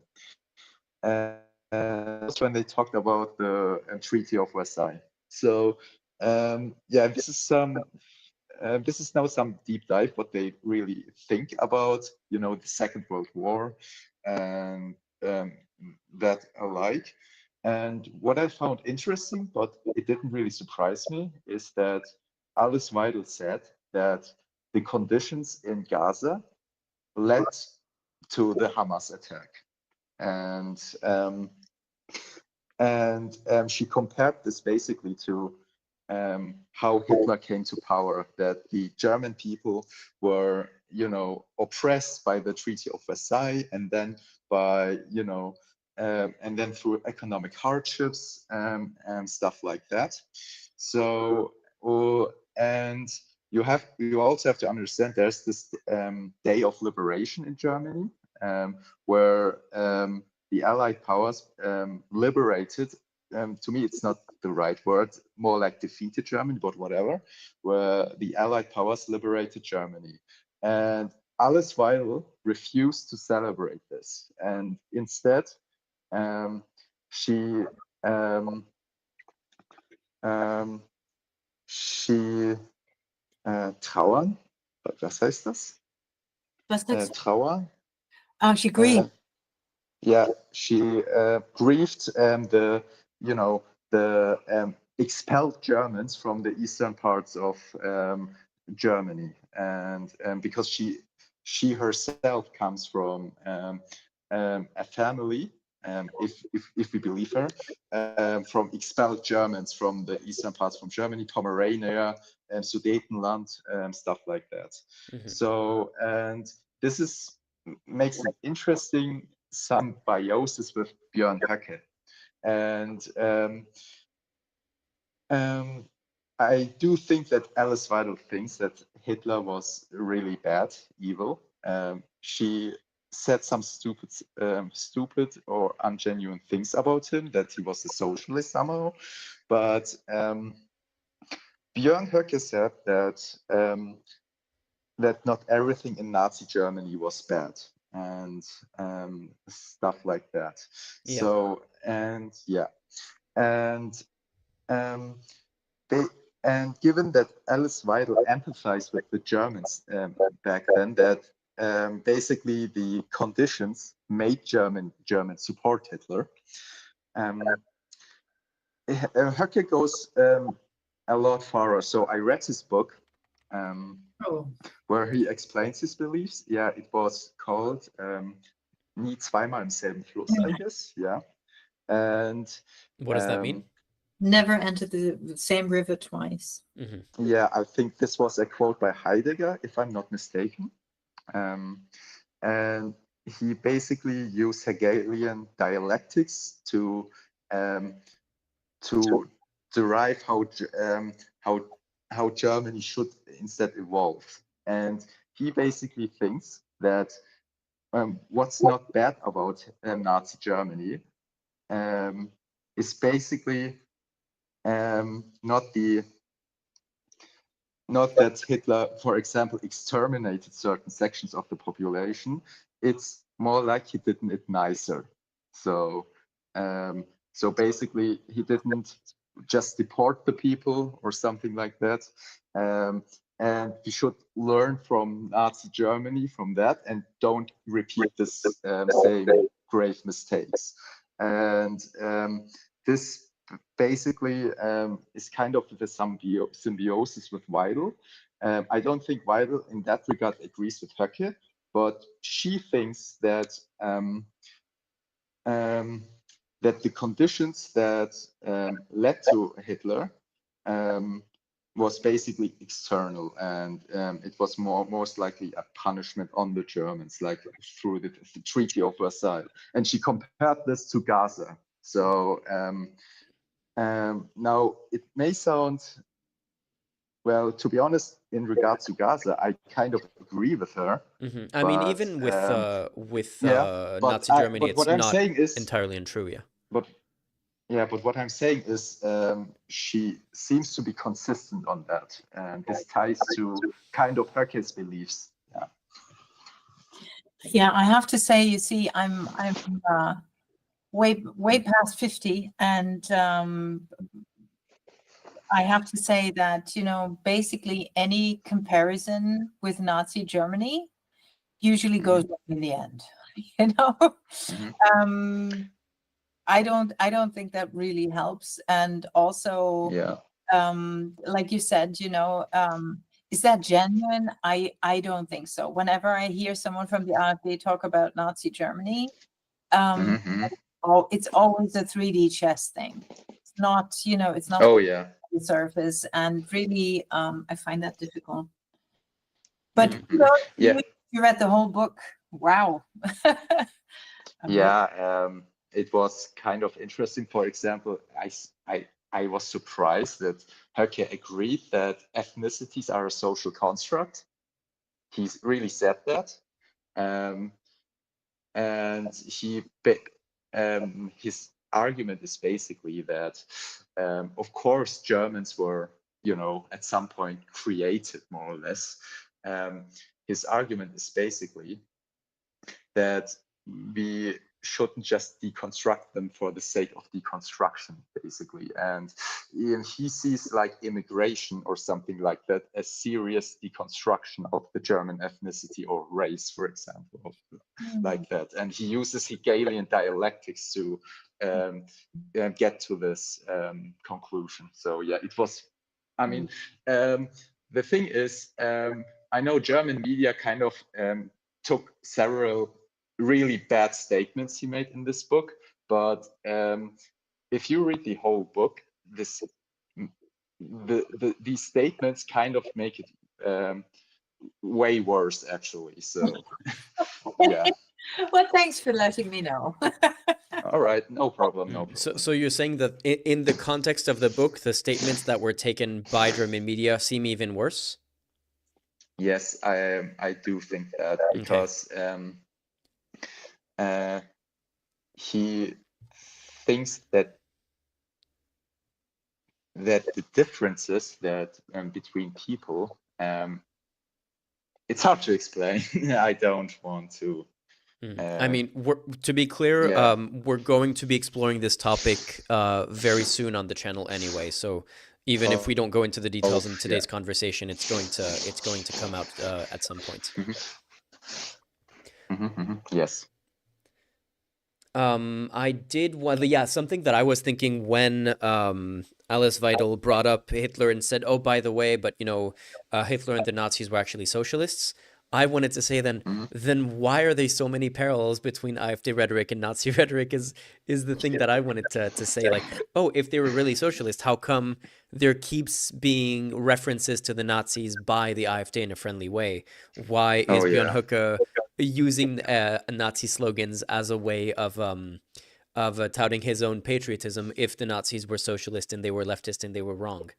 So yeah, it is a weird way of talking out of both sides of your mouths from her at that moment. Boy, if there was some question time from the watchers and someone asked her that, I really, I would really look forward for what she would answer. So, but on the other hand, it's quite predictable, because every time, like you will have a right-wing, a far-right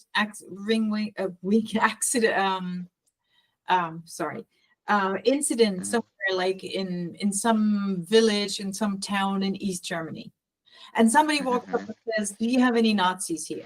You just have to watch people, like being totally triggered and coming like, "You can't say we are all Nazis. We are not responsible if one person does this," and it's all wrong. It's just a reflex, you know, and it's so predictable. I don't see how this would even be interesting anymore at this point. All you have to do is watch one of her press conferences in reaction to the corrective investigation in December, and you know everything. It's just always, it's the mainstream media. They want to discredit us. We have nothing to do with this. This was all a misunderstanding. It's always the same thing, you know, because they don't bother to give it that explanation. This is okay. Are you all right? Yeah, sorry, we're hearing your chair squeaking. So basically, if the truth doesn't matter, if you have no fact checking, and then that in itself, I can tell you that we are struggling with fact checking as an organization, the one that I work for, because what do you do? At this point, I feel, since everybody is already talking about this conversation anyway, you can't really like give it more of a platform. The platform is already so immense that basically you can go in and fact check and even call out the AfD, because usually what we try to do is not refer to the AfD, but rather use the sandwich method of saying this is actually what is really happening. Some people are saying the opposite, but in the end, we have to tell you it's not true because these are the facts, you know? So I don't really see how that would have been interesting. Even different questions would not be interesting. Have you seen Innuendo Studios? You can't make snakes out of chicken eggs. I can't make what? Snakes out of chicken eggs? Yeah, this is basically how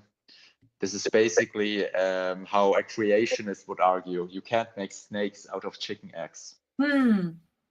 Yeah, and these are basically just easy answers. Basically, if you make false statements or made up statements, the easier the messaging gets, and there is no lower limit on that. In fact, this is not the case, unfortunately. So so it's way easier to spread falsehoods than really facts. Yeah, like that's the problem with the far right in general. Is that it is so much easier to spread simple lies than to convince people of complicated truths. Like, for example, what Jem, you were saying about Björn Höcke acknowledging that ethnicity is a social construct.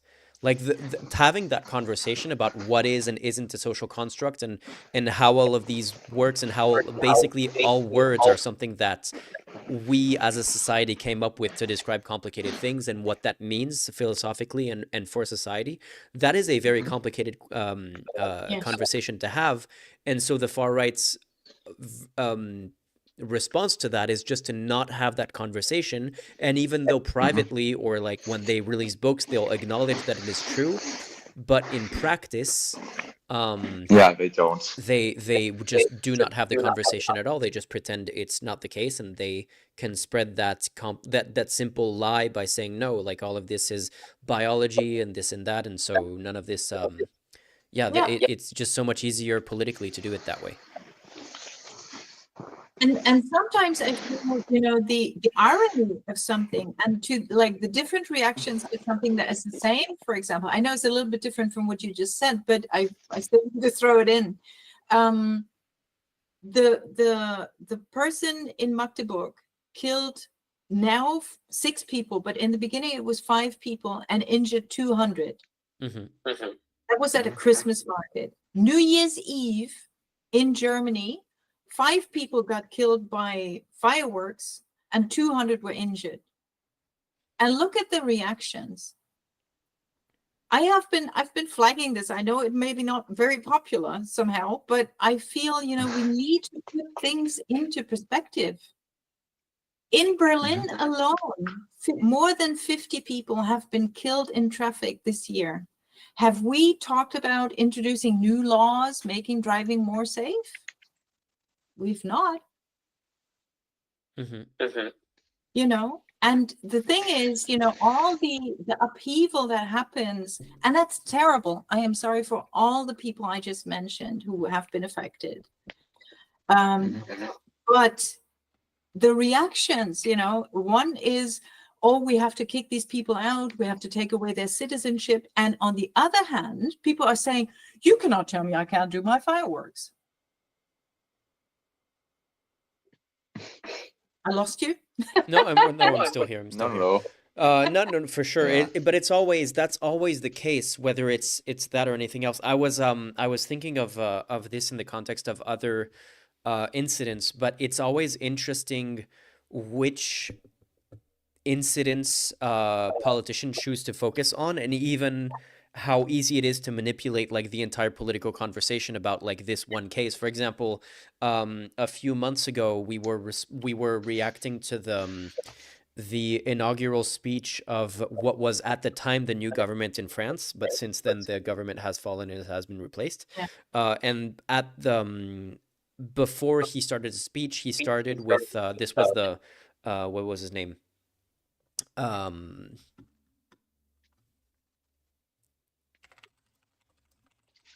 Let me just not get the name wrong. Barnier. It was Michel Barnier was making his first speech at the Parliament, and he started that with a minute of silence about the case of a young French teenager who was killed by an illegal immigrant. It was an illegal immigrant, someone who had an order to leave the country. And they made a big deal out of this. It was a big topic of conversation. And it's always interesting that those are the ones that they focus on of making a big deal. Like there was never a minute of silence about the case of that French woman who was sold for sexual slavery by her husband to 50 people, and those were mostly French people who were like of French ethnicity and all of that.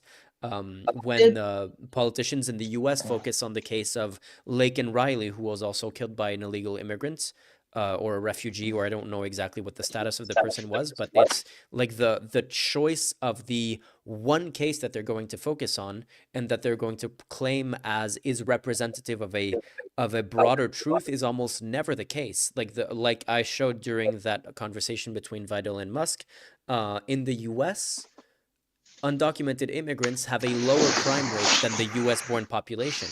And that is exactly opposite to what the far right presents about undocumented immigrants in general. And even right-wing organizations that have investigated, that have done studies on this, have come to the same conclusion. But they'll focus on like the one or two cases that make immigrants look bad and that make them look good in response.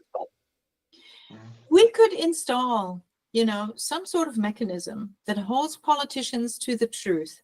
And I'm not saying there can't be different perspectives, but just to the facts. I think a lot of that would actually disappear, This, as you said, this is a choice. You couldn't change that. But it is based on a warped conversation overall. Exactly.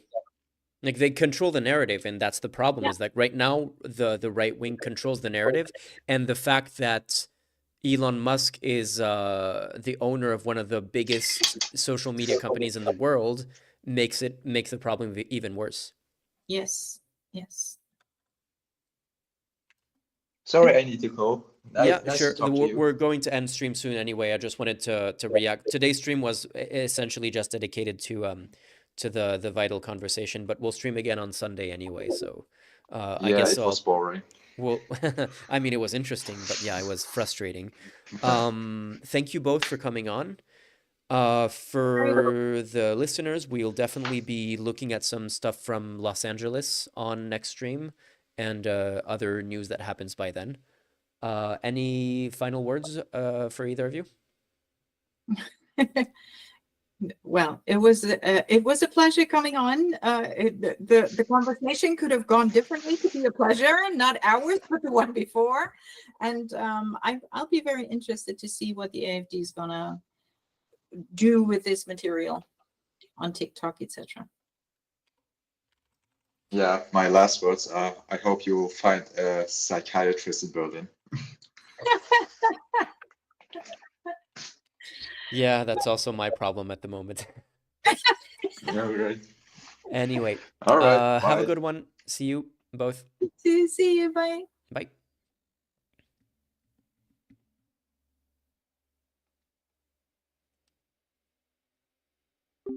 Okay then.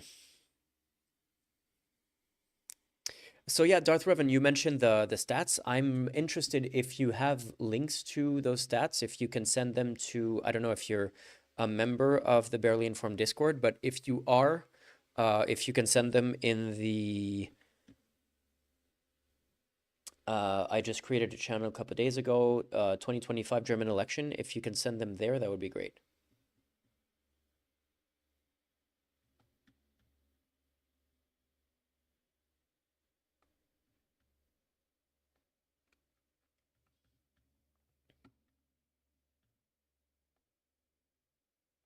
Where can you join? You should be able to join. Is there a link in the live stream description? If there isn't a link in the live stream description, there's one in the on my channel. In in the description of my channel, there's like a tab, like a little button with all the links, and there's a link to the Discord there. So when you join, you'll have to like click on like there's instructions on how to fully join the server. That is something that's meant to prevent spam accounts. And once you're in, you should be able to see all the what are they called? all the channels, and in collaborative research, there's a channel called 2025 German Election for you to share that link there. Okay, thank you so much. So I'm gonna end it here. I need to get back to work on something else, and we will stream as usual on Sunday from 8 p.m. Yeah, we'll do some Los Angeles stuff. Hopefully the situation gets better by then and we can look at how it's developed. And holy shit, I just saw a photo of the sky being red over the Hollywood sign. That's pretty crazy. Anyway, we'll look at that on Sunday. Thank you for joining, and I will talk to you soon. Bye-bye.